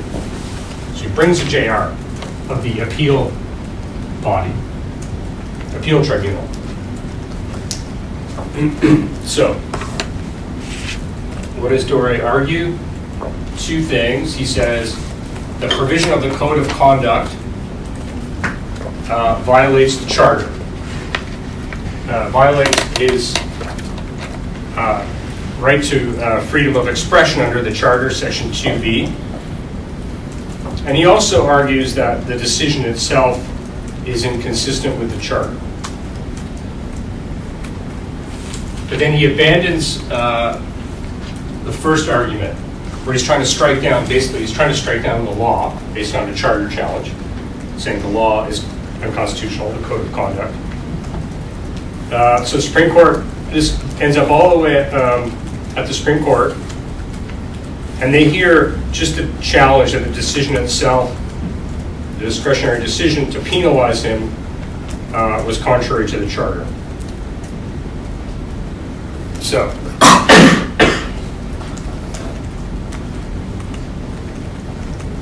going to skip over here to the court. How did the Supreme Court deal with this? Well, they say, and I'll read this quote, what is the impact of this approach on the standard of review that applies when assessing the compliance of an administrative decision with charter values? Right? So he's only arguing charter values. He dropped his true charter challenge to the law. And the court says, well, there's no doubt that when a tribunal is determining the constitutionality of a law, the standard of review is correctness, right? A true charter challenge, the standard of review we know is correctness. But then the court says, well, it's not at all clear to us that correctness should be used to determine whether an administrative decision maker has taken sufficient account of charter values in making a discretionary decision. So the point here is that in the tribunal world, people raise the charter all the time. But usually when they raise it, they say, well, you know, charter values are important. And, I'm not happy that the DM didn't fully take into account charter values like freedom of expression. You gotta add a slide here and put in excerpts from his letter, because I'm just reading it. Oh. It's awesome. Well, He read said, it. well, there's just 2 lines of it worth Okay. reading. Dear Judge, whatever, just a few minutes ago, as you hid behind your status like a coward. So Nice. that's gonna piss off the judge. And then Nice. later on, the closing line is, worst of all, you possess the most appalling of all defects for a man in your position. Again, that's gonna piss off the judge. Like, no Nice. surprise. This is awesome. This is pretty awesome. The point for us, though, is that Dore maybe shouldn't have done so, but dropped what we would call the true charter challenge, right? Using the charter to strike down the statute. And we talked about that back in procedural fairness. And they say that's, that kind of true charter challenge to strike down a law is a true issue, a true constitutional issue that's going to attract correctness. It's going to be one of our 4 magic questions where the arrow's going to go down, the standard of review is going to be correctness. So they say, this kind of charter question that the DM decided, oh, well, is the decision consistent with charter values? That's not a real charter question. That's not a real charter challenge. So that's going to be reasonableness. Okay? In other words, you can't just say, oh, charter, and then magically have that be correctness. Have that question be reviewed on a standard of correctness. So they're going to look behind it and say, well, is this a true charter challenge or not? If it's not, it's going to be reasonableness. If it is a true charter challenge to a law, correctness. So the court helped us there by kind of distinguishing between sort of real, true charter question versus not really, at its core, a charter issue that attracts correctness. So they say reasonableness. I don't know why it got shrunk down so much. It's weird. Yeah, so this is what they end up saying. Yeah. Court finds the decision reasonable. So they apply a reasonableness standard, even though that charter was being argued and being debated. They said, this is not a true charter challenge. Mr. Dore, the question you dropped was a true charter challenge, and that would be correctness, but you dropped that question, so that's not before us. So you distinguish. So you guys, that's for you guys to, what you take from this is when you see the charter, or when you see a constitutional argument, make sure you can distinguish between the true charter challenge to legislation, again, that's going to attract correctness, versus the not true charter challenge, which is going to attract reasonableness. Okay?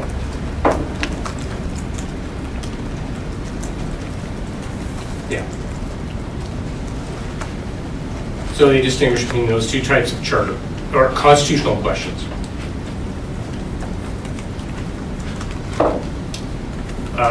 Okay. So, while we're on the topic of the charter, This is a question that that can come before a court. And that's something we need to think about. Does a administrative DM have the ability to decide a charter issue?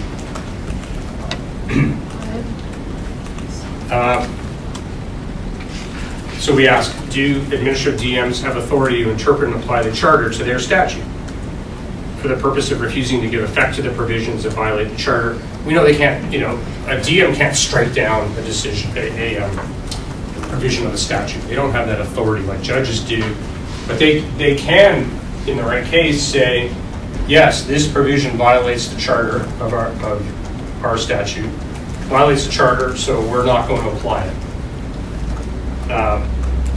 They can go that far if they have the authority. So, to answer the question, do administrative DMs have the authority to interpret and apply the charter? The key case here is Martin from 2003, Supreme Court of Canada. So, it boils down to this. So the question put before the Supreme Court was, does this appeals tribunal have the jurisdiction to hear an argument that the statutory provision was contrary to the charter? This is what the court says. Administrative tribunals which have jurisdiction, whether explicitly or implied, to decide questions of law arising under a legislative provision are presumed to have concomitant, meaning they do have jurisdiction at the same time to decide the constitutional validity of that provision. So explicitly or implied would be the authority to interpret or decide any question of law, and a question, if that's the case, then a question of law includes constitutional questions. So that's the test that you bring. You bring the Martin case and you say, well, does this DM have the ability to decide any questions of law? Not all of them do. And it doesn't have to be explicit, it can be implied. The fact of the matter is most administrative tribunals, most DMs do have the ability to decide questions of law, and if they do, well, Martin says, that means automatically they can decide a charter question.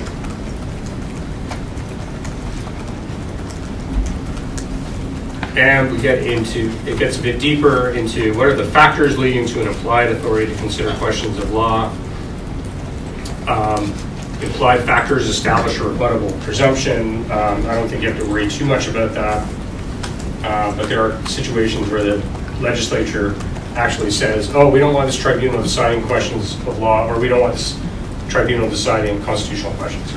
But for the most part, the DMs that you guys are going to encounter are going to have the ability to decide questions of law. It'll be fairly clear from the scenario that you're given, and therefore, again, in most situations, the DM is going to have, with that, the ability to decide a charter question, a true charter challenge to their jurisdiction, to their statute.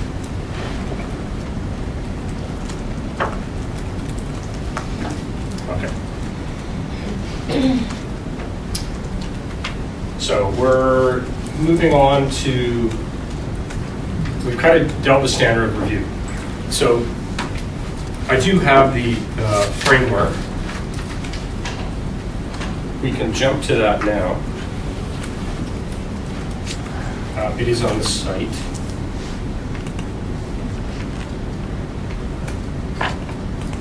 And it, it really just sums up what we've talked about tonight.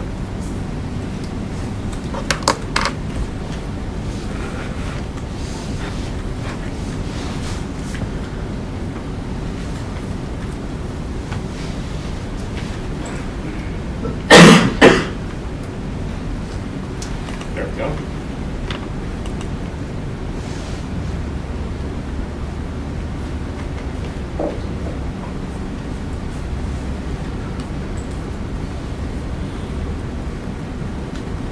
So the way I've put it here is I start with step one, because we're always at step one saying, okay, what is the applicable standard of review? We have to decide the applicable standard of review in any scenario where any DM has made any kind of decision that's being challenged. So we know from Smith that we could do the Smith shortcut default approach, which is straightforward, right? And I've summed it up for you here. That the standard of review is going to be correctness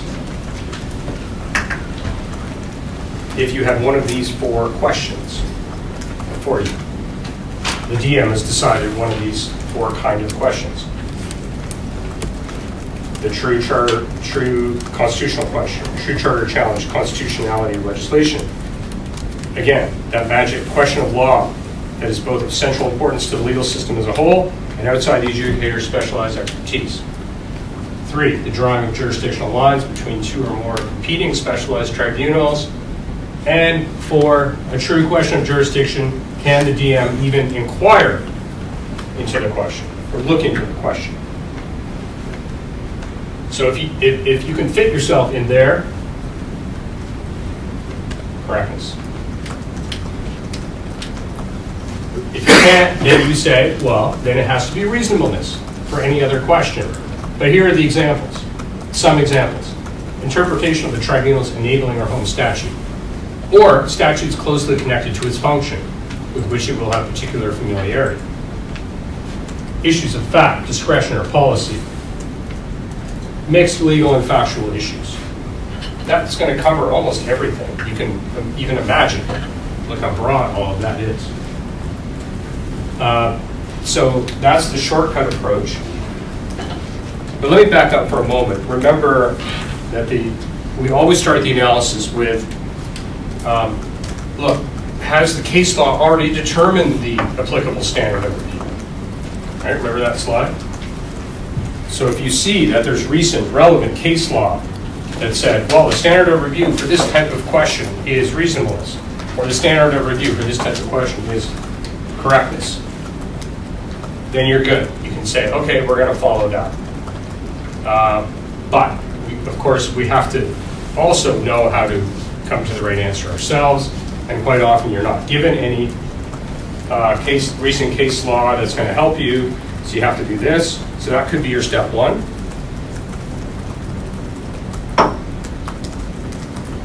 Yeah, and I actually have it here. I built it in here because then we say, and you have to do this because you can't only do the shortcut approach.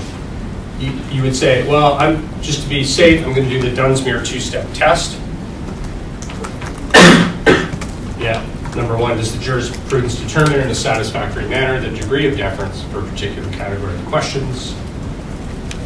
Maybe you're lucky and you have that. If you don't, you go on and you do a standard of review analysis using the 4 factors that we went through in some detail tonight.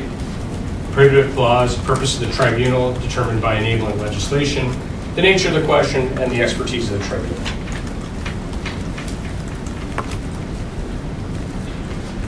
And then, just to reiterate what we've talked about, either way, whatever you come out with, whether it's reasonableness or correctness on that question, you then have to apply it to your question. If it's reasonableness, this is how you do it. You look at both process and outcome. You look at the reasons and the outcome. We analyze the reasons using these magic words of justification, transparency, and intelligibility. And you also look at the outcome and you decide whether you think the outcome is within a range of possible acceptable outcomes or not. And of course, if the applicable standard is correctness, there's not much to say there. If it's correctness, there's a fresh consideration of the merits. The DM's reasons don't really matter. So that's kind of your roadmap for deciding substantive review question.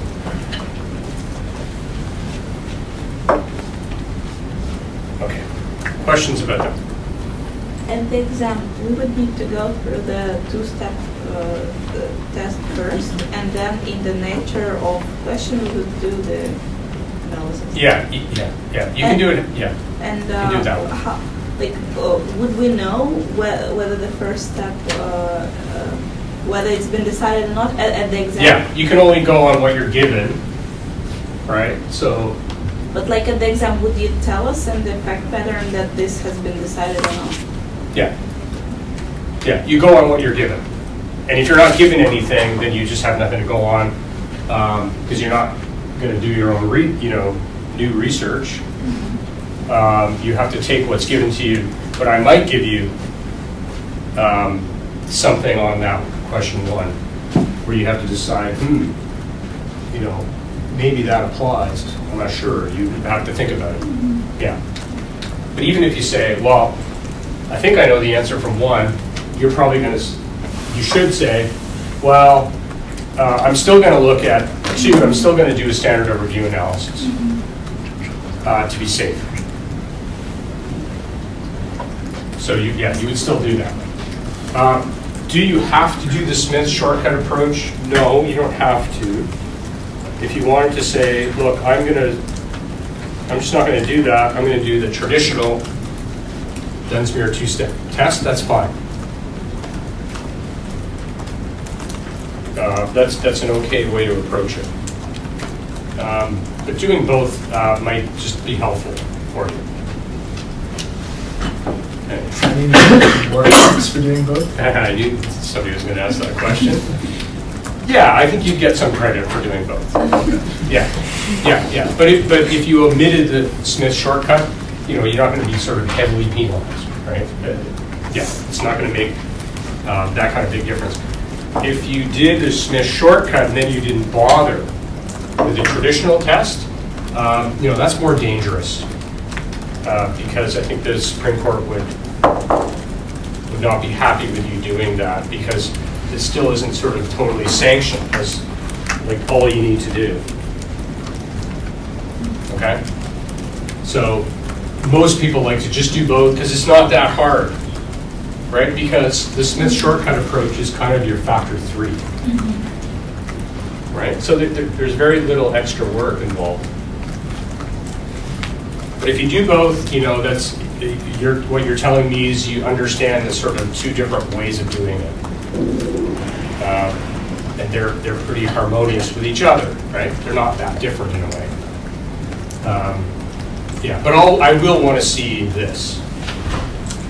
It's just too important to ignore the full SOR 4-factor analysis with your arrows. As best you can do. And again, we're gonna do at a minimum an NCA example, so we can see how this plays out in a real life, sort of real life scenario, pretend real life. How we would just take a set of facts, some decision, and how you approach that. It's not easy. It just seems very abstract for you right now, I'm sure. So we'll spend some time to make it more real.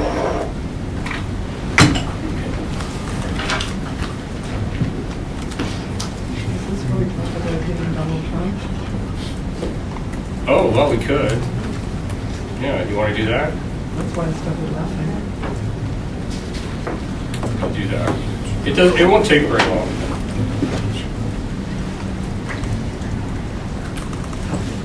And you may find it amusing. What was the Attorney General? Did anybody read that? What was the name of the Attorney General that did hit a cyclist? Oh, Michael Bryant. Thank you. Yeah. Right there. Yeah.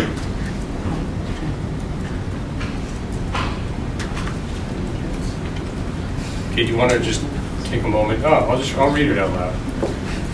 So, as we were saying, it's very important to appropriately categorize the question that the DM answered. Question or questions. And we have these ideas of a question of law, question of fact, question of mixed fact and law, question of discretion, question of policy.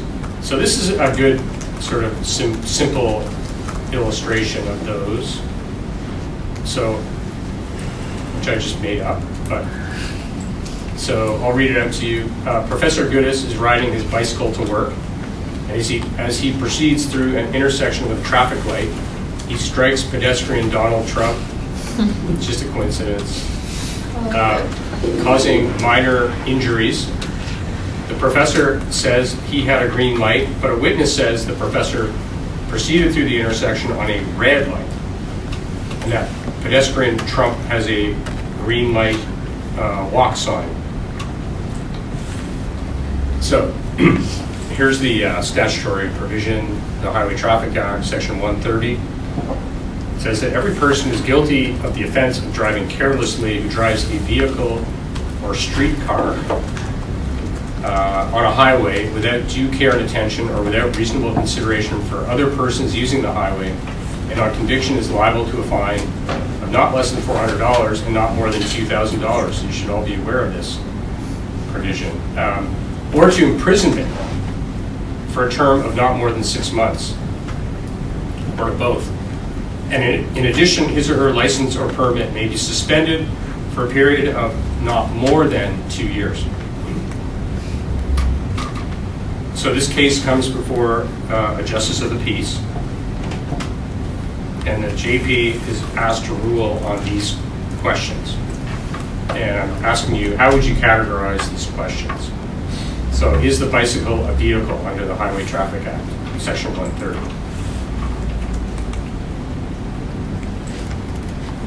Is there a definition in the act of what a vehicle is? Is there any definition? I think so. Yeah, so let's see what the statute says. So what kind of question is that? Oh, I'm sorry. Law.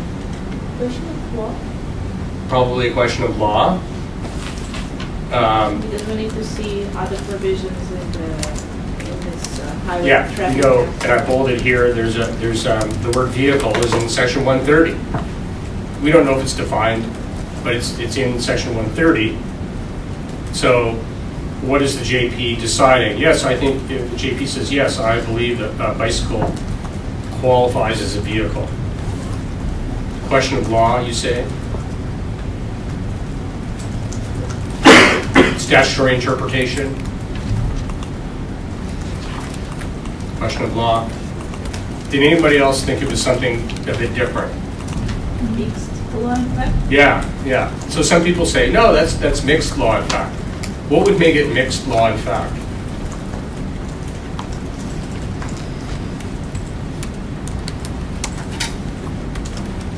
It's debatable. What would make it mixed law and fact?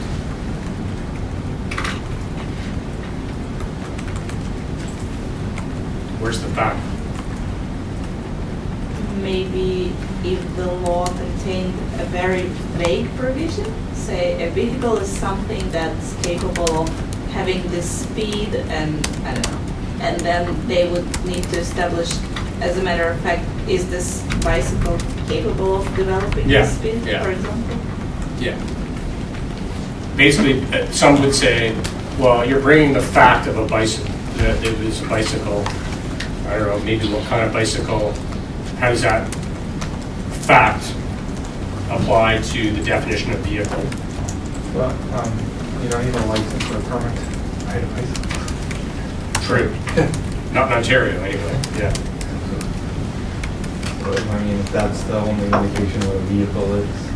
Yeah, that might have an impact on the definition, yeah. But yeah, most people, I would say, would call this a pure question of law, statutory interpretation of the JPs. We'll call it home statute. Yeah, so that's probably a question of law. Or possibly mixed fact and law. So question 2, what color was the light when the professor entered the intersection? Question of fact. Yeah, straight up. Question of fact. I don't think there's any law in there. So 3, what was the professor driving without due care and attention or without reasonable consideration for other persons using the highway? Call that mix. Mixed fact and law? Yeah, probably. Why? Well, we've got to interpret without due care and attention. Right, which is like a legal interpretation, or statutory interpretation. And, go ahead. And we have to interpret it what is the reasonable consideration for other people. Yeah, we have that as well. But what would make it mixed fact and law? You need like witnesses or some sort of evidence to discuss whether or not he was doing that or when he was driving, so. Yeah, you're looking at the facts. What were the facts? What did the witnesses say? You know, was my head down? Did I have headphones on or sunglasses on? Or, you know, all these kinds of facts are going to come into play, and they need to be applied to the law. What does due care and attention mean? What does the case law say about the meaning of the phrase without due care and attention? Or the other phrase, without reasonable consideration for other persons using the highway. Yeah. So that, to me, that's a classic mixed fact and law type of question. And again, you can apply these, pull this out and apply these to whatever question you're looking at to sort of draw an analogy between your question and one of these. Number 4, if the professor is guilty, should the professor be fined? If so, how much?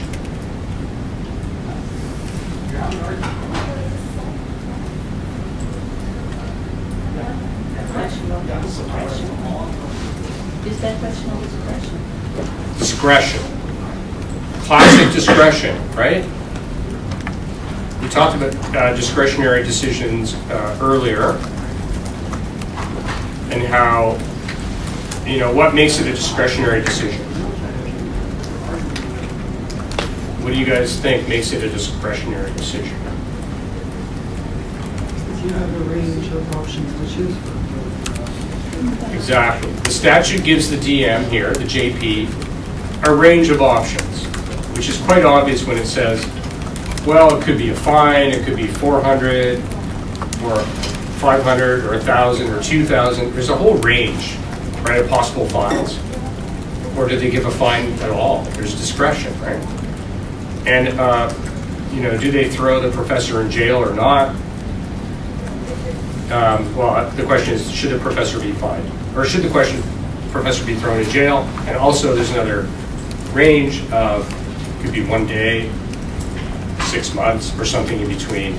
The classic discretionary decision, there's a range of outcomes. Whatever the DM decides is appropriate in the circumstances. It's not like guilty, not guilty. It's not like, you know, driving without due care and attention or not. And it's not like, was the light red or green, right? It's just very different. It's obviously a discretionary kind of decision. Number 5, what if the Ontario Attorney General issued a guideline to Crown attorneys saying prosecutors should not bring careless driving charges under the Highway Traffic Act against anyone except where a person suffers injuries? I don't know how I thought of that. How do you learn what the policy? That's a policy decision, right? By the Attorney General. That's a policy decision that you could theoretically try to attack. You know, bring a proceeding against the Attorney General for this, to strike down that guideline for some reason. It's obviously a question of policy. So you can see how it's distinct from the other questions. Okay, so, you know, a little bit helpful. Just, again, to get us thinking about when you read a problem, what kind of question is that DM answering? How would you categorize it? How would you label it? Because we know that that matters. Because that leads you to the critical outcome of reasonableness or correctness.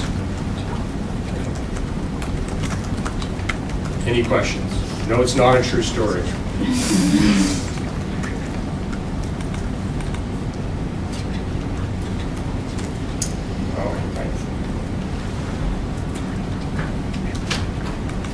So we are switching gears here to talk about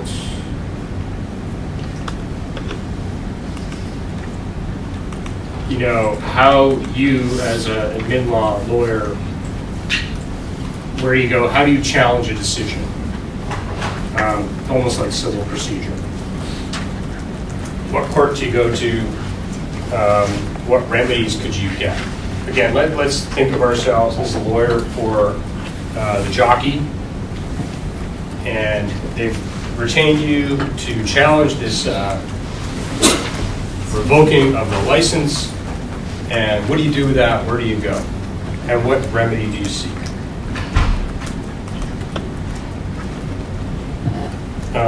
So when we talk about remedies, we know, and you have to be aware of this, that again, yet another reason why admin law is weird is they use all these kind of strange words for a decision. Like it can be an order, it can be a decision, it can be an award. We saw a case where the decision was an award, which is really a confusing, odd word that statutes will still use, but it just means a decision. We know that there can be novel or creative decisions or orders made by administrative DMs. They have a lot of leeway. They don't necessarily have to act like a judge would. The statute often gives them all kinds of creativity about what kind of decision to make. So we talked about this way back at the beginning of the course. So when you're challenging a decision of the DM, it's kind of a step-by-step here of what you need to think about if you're challenging a decision of a DM. What do you look at first? Well, you look first at the tribunal itself. Is there a right of reconsideration? Is there a right of reconsideration by this DM or this tribunal?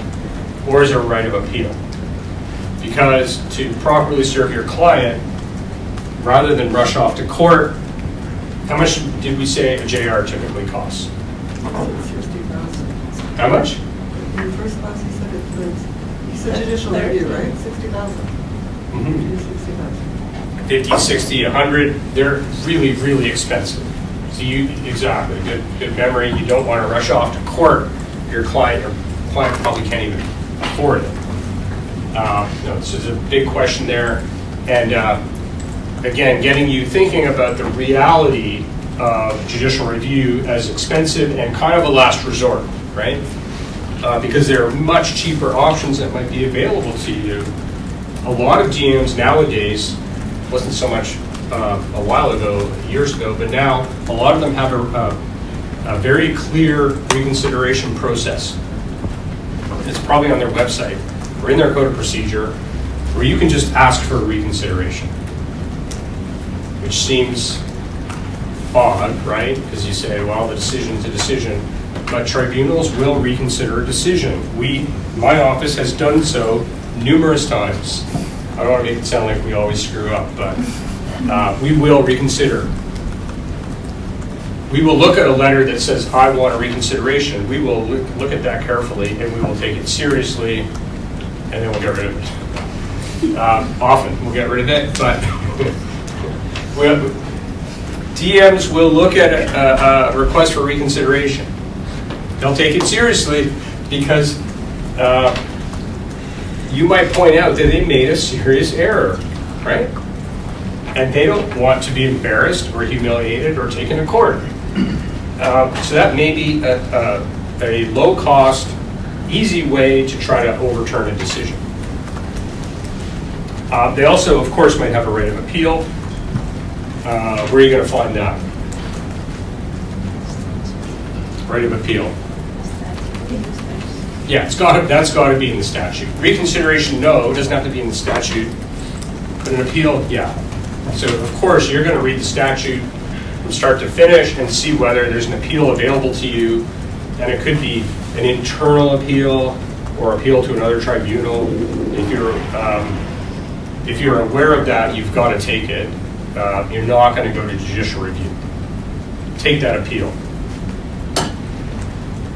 And again, that might be cheaper than bringing a full judicial review. Of course, there's other options, the Ombudsman, the Information and Privacy Commissioner, if you're trying to get information. So other creative methods of maybe exerting pressure to get the outcome that you want, those aren't likely to apply. Of course, external court review, JR, or there could be a statutory appeal to a court. And there are quite a lot of these where they say a decision of this blah, blah, blah tribunal may be appealed to the divisional court, let's say in Ontario. Or federally, you see it a lot actually, you may appeal a decision of the whatever tribunal to the federal court, or the federal court is appealed. So that's an appeal, so you can take that.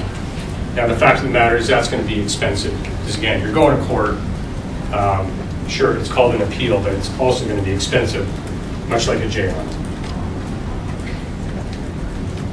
There could be a situation where you have a private law remedy, like a breach of contract or something like that, but usually that's not what we're talking about here. We're usually not talking about anything where you could bring a private law remedy, unless you could call it something like a breach of contract.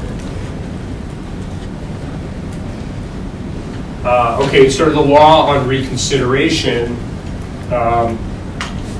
there's this notion in law called functus officio that basically says when a DM makes a decision under a statute and they finish, they have no more power. So the DM will say, here's my decision, I'm out, I have no more power, so if you come back to me and ask me to do something, I can't do it. I can't do anything. I have no statutory power. But the Supreme Court of Canada has said, well, we're not gonna be so hard line on that rule. So in Chandler, they said, well, we're gonna let a DM fix clerical errors or omissions. So a simple mistake, which happens, human error, right? They make a mistake in the decision that you point out. Correct a fundamental defect in the process.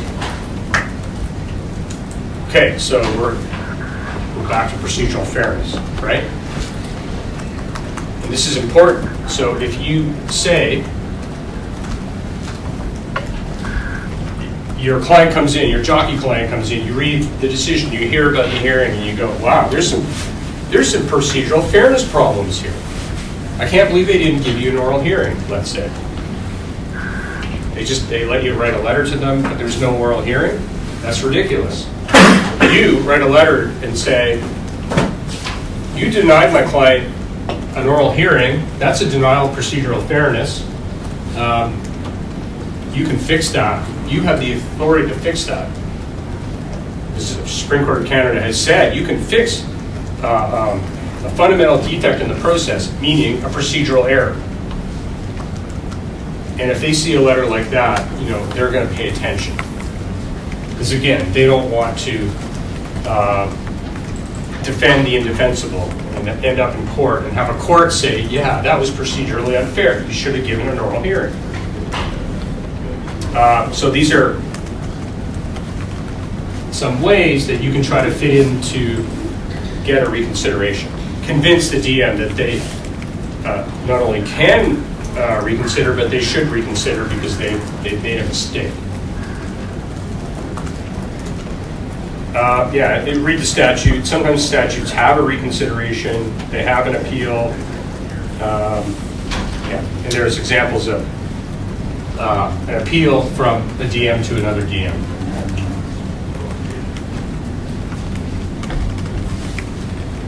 We talked about the Ombudsman. I mean, the Ombudsman has some ability to, they can't interfere with a legal process, but they may have some ability to apply some pressure to a DM to fix some kind of problem.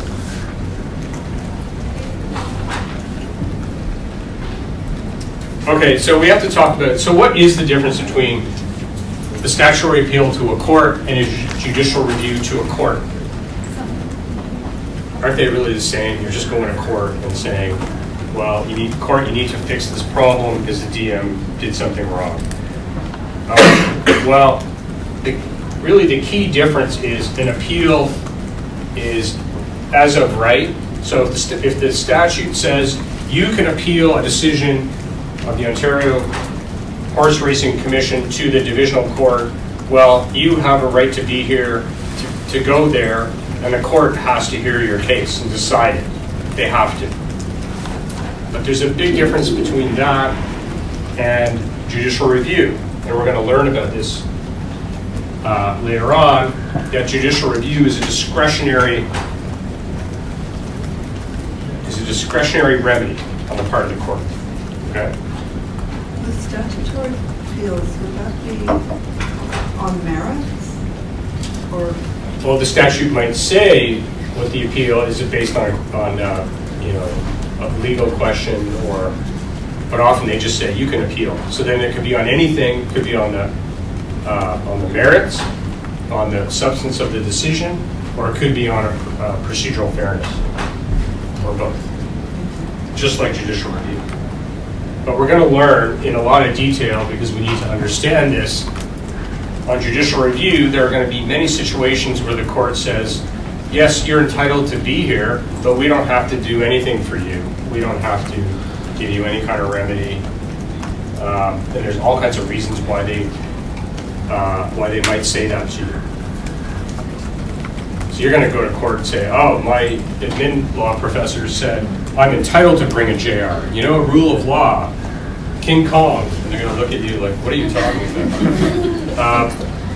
And they'll say, yeah, that's really nice, but I hope your professor also taught you that judicial review is discretionary and we don't have to do anything for you if we don't like you. You'll see what I mean by that. Okay. We've kind of covered this. Is a statutory appeal available? Yeah, you look at the statute. The statute is silent. There's no right of appeal, so you're not going to find an appeal in any other magic place. It's just in the statute. Sometimes the statute will narrow the scope or establish the scope of the appeal. It could be wide open, or it could be, oh, you need leave to appeal, or you can only appeal on a question of law. Sometimes they say that. So just read the statute. That'll tell you. So it could be a nice wide appeal, great, or a narrow appeal where you need permission, or you have to have a question of law, something like that.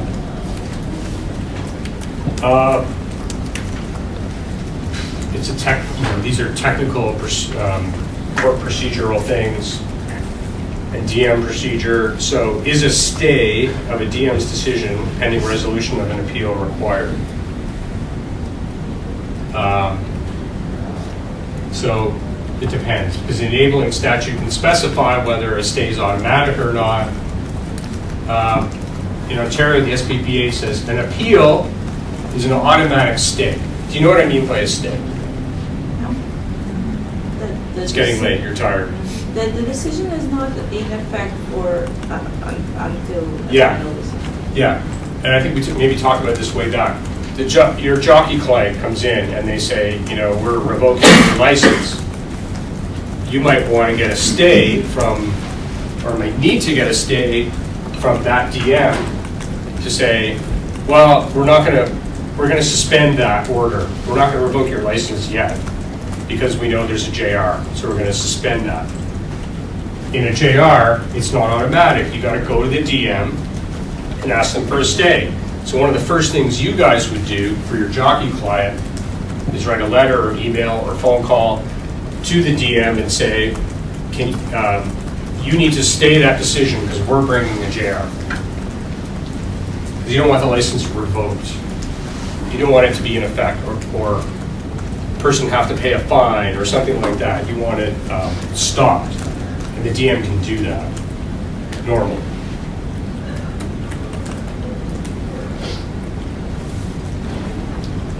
Okay. So a party has to exhaust a statutory appeal before JR. That's the normal way the courts look at it is they say, you know, again, you bring a JR and they say, oh, but you have an appeal. You say, yeah, I know I have an appeal, but I don't feel like taking it. I just want to bring a JR. What are they going to say? Go away, go do your appeal. You're coming here too soon. That's what they're going to say. So you guys know that you have to respect the statute, and if there's an appeal available to you, whether it's to another tribunal or a court, you really have to take that appeal. And you can't leapfrog and just say, oh, I just don't want to do that. I want to bring a JR and I'm bringing it now. They're going to kick you out, 99%.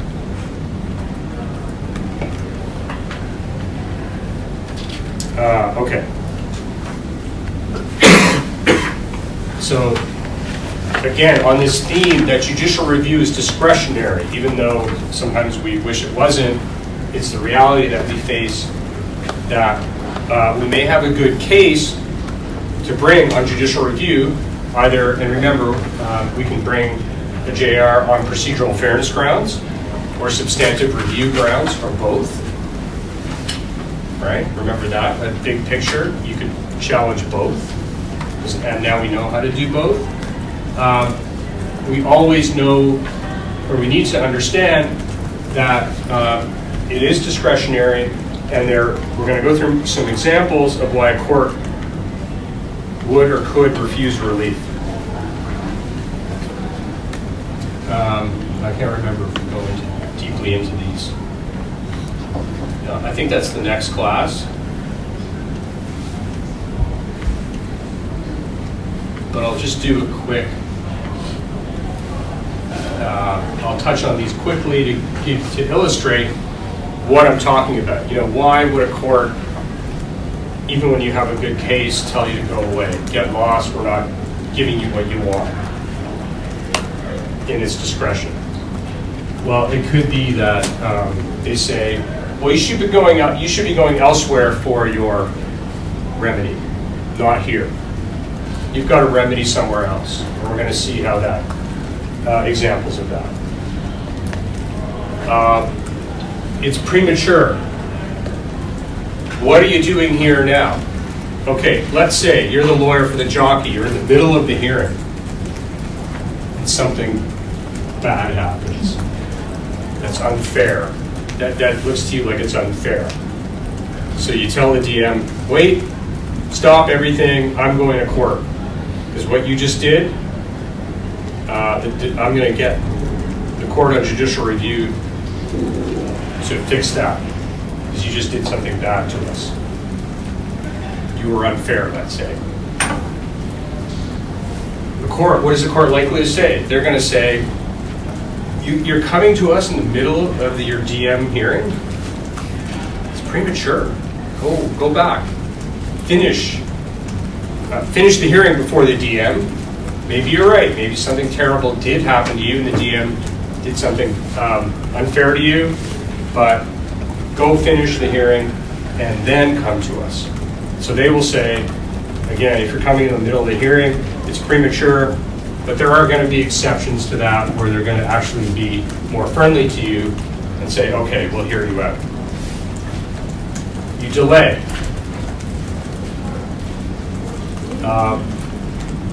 Is there a time limit? Do you guys know? Is there a time limit to bring a JR?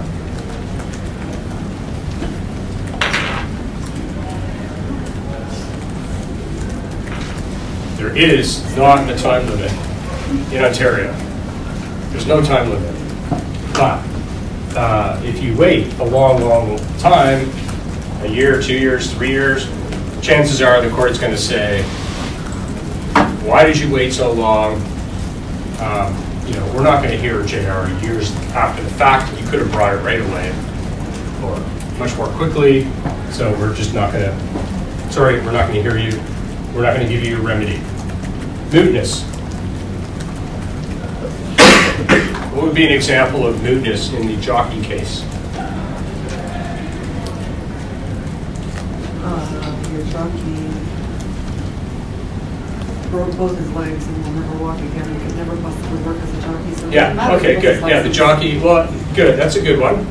the one I think of is the jockey who says, you know what, I'm done with racing, I'm getting on in years, I never want to race again, but I'm really mad that they took away my license. And that's clear from the situation that it's moot. I want you to bring a JR on principle, you know, to protect my reputation, that kind of thing. But the jockey's, you know, never going to race again. What's the point? And you can see in court, and if you were the judge, you'd say, why am I even deciding this case? It's going to have no impact in the real world on you know, Mr. Jockey. Because the jockey's admitted that he's just never going to race again. He doesn't want to. Or can't because of an injury or something. Yeah. Clean hands, we're going to see cases on clean hands where you're basically you behaved badly and the court says, you know, you don't really deserve a remedy from us because of your bad behavior. I'm going to see an example of that. Balance of convenience. I'm not even going to explain that. Yeah. Okay. So it used to be in the old days that you had to bring these, you know, the classic writs, certiorari and mandamus. But in the 70s, around the 70s, BC and Ontario brought in the JRPA. So they made it simple. So instead of these archaic ways of bringing a JR, they said, okay, there's going to be one simple way of bringing a judicial review under what's called the Judicial Review Procedure Act. So it's way more simple now. Federally, you've got a thing called the Federal Courts Act. That's how you bring a judicial review of a federal DM, Federal Courts Act, Ontario Judicial Review Procedure Act.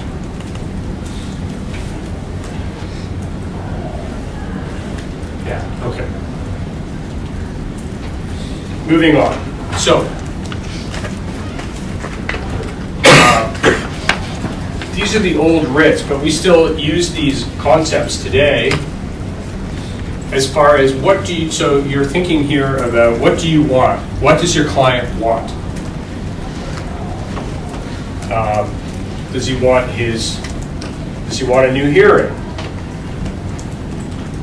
Does he want his license back? What is he looking for? So what are you going to ask the court to do to help your client?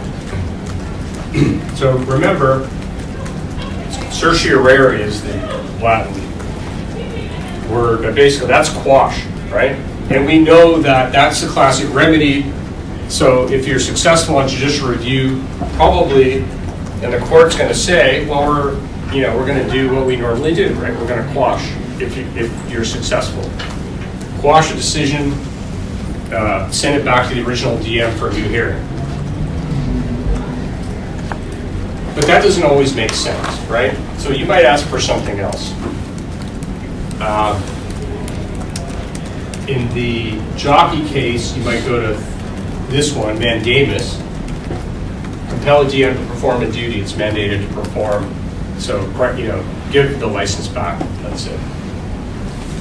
The court can order that. They can say, give Mr. Jockey his license back, or just quash the decision and don't send it back. They can do that. They can do almost anything. But again, remember, they're going to want to do their classic remedy. And you're going to have to convince them that, no, don't do that. Do something different here. And here's why. You know your jockey's not going to want a new hearing. But the court might say, well, too bad. That's the way it works. New hearing. But if you're a clever lawyer, you might say, successfully, you might argue that, no, that's a waste of time. That's a waste of everyone's time. Just quash the decision and let him keep racing, right? So we've got prohibition. That's to prevent a statutory DM from doing something, from proceeding, or taking an action. We have a declaration, a judgment that determines the legal position of the parties. Pretty rare, but sometimes that's what the parties want. They want some kind of declaration of the state of the law. Forget habeas corpus. It's not going to apply to us. Or quo warranto. Yeah, so we've got the modern JRPA, pretty much all across Canada. They have something similar. So everything's now just called a judicial review. How do you start it? You start it using what's called a notice of application for judicial review. This is Ontario, right? Notice of application for judicial review, because it's all spelled out in the JRPA. We have simplified remedies. It gives us guidance on who can be a party. It tells us that we can appeal in Ontario. We can appeal the divisional court's decision, right? Because in Ontario, when you bring a JR under the JRPA, you're going to the Ontario Divisional Court. And if you don't like what the Ontario Divisional Court did, you can appeal to the Ontario Court of Appeal. And if you don't like that decision, you can appeal to the Supreme Court of Canada. You can go off the chain. Okay. There's JRPA. This is where all the magic happens. Section 2 of the JRPA. That is your way in. It's a horrible section to have to read. It's so old-fashioned. But it basically tells you you can initiate a JR by filing a notice of application for judicial review in the Ontario Divisional Court, and the Divisional Court can grant any relief in relation to the DM's exercise of its power under its statute. That's a simple way of describing what 2.1 is. I don't need you to know 2.1 inside out and parse all the language of that. Just know that Section 2.1 is the key, is your ticket in Ontario to bringing a JR against an Ontario DM. Well, what is that? Oh, put the window closure. Weird. Okay. Now I'm all distracted. Okay, so that's what that's what it looks like. This is one of our cases. See, notice of application for judicial review. It's in. This is the full name of the court that you bring a JR to in Ontario, the Superior Court of Ontario Superior Court of Justice Divisional Court. And here you've got the Attorney General was bringing a JR against us, and it's called a notice of application for judicial review. And just as an illustration, you can see that the applicant here, the Attorney General, wanted an order quashing or setting aside our order, and they just say, and other relief, because they leave it wide open. They'll figure out what remedy they want, but basically they wanted to quash our decision. And then the grounds of the application are, and then they just set out, you know, here's the story, here's what happened, and here's the errors that we think the DM made in this case.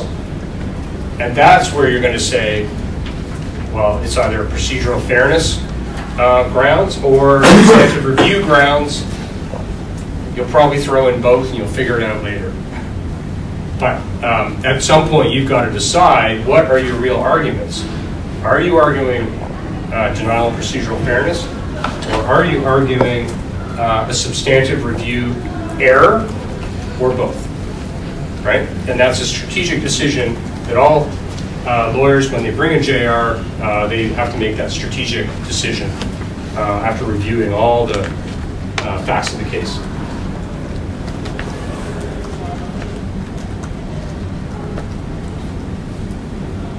Here we go. The assistant commissioner incorrectly interpreted and applied the words custody or control.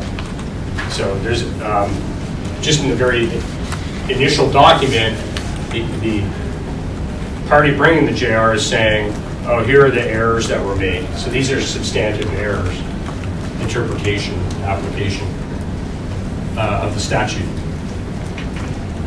Nothing about procedure in this case. Oh, wow, okay. Go to the end. So, yeah, this is just to give you an illustration of what a JR actually looks like. The thing that starts the JR, then of course the other side. Well, the party bringing the JR is going to have to file a factor, but they're going to have to really get down into the details of what was the error or errors. Then the other side here being the DM gets to say, respond to that and say, no, we weren't procedurally unfair, and no, we didn't make any substantive errors, and here's why in the factor. Okay, so both sides get to make their arguments, and then you fight it out in court. So that's kind of a little bit on the nuts and bolts of bringing a JR, which you have to understand, and also, be careful not to mix up Ontario versus federal, because as a lawyer here in Ontario, you've got to understand that there are all kinds of federal tribunals out there who make decisions affecting people in Ontario, and you may have to bring a JR against them. And you got to know what statute to use, which is the Federal Courts Act, and you have to follow the procedure in there. It's really quite similar, so it's not like a whole different thing. But you need to know that there's a separate court and a separate set of rules that apply for a federal DM. You need to know both. There is a time limit. Oh, that's the only difference, basically. There's a time limit federally. You have 30 days. Wow. Which is crazy. One's like, oh, you could take forever, and one says 30 days. Which I think what really happens in a lot of cases is they go to court and say, oops, we brought this late, can you fix that for us? That's the reality, because 30 days is it's pretty short.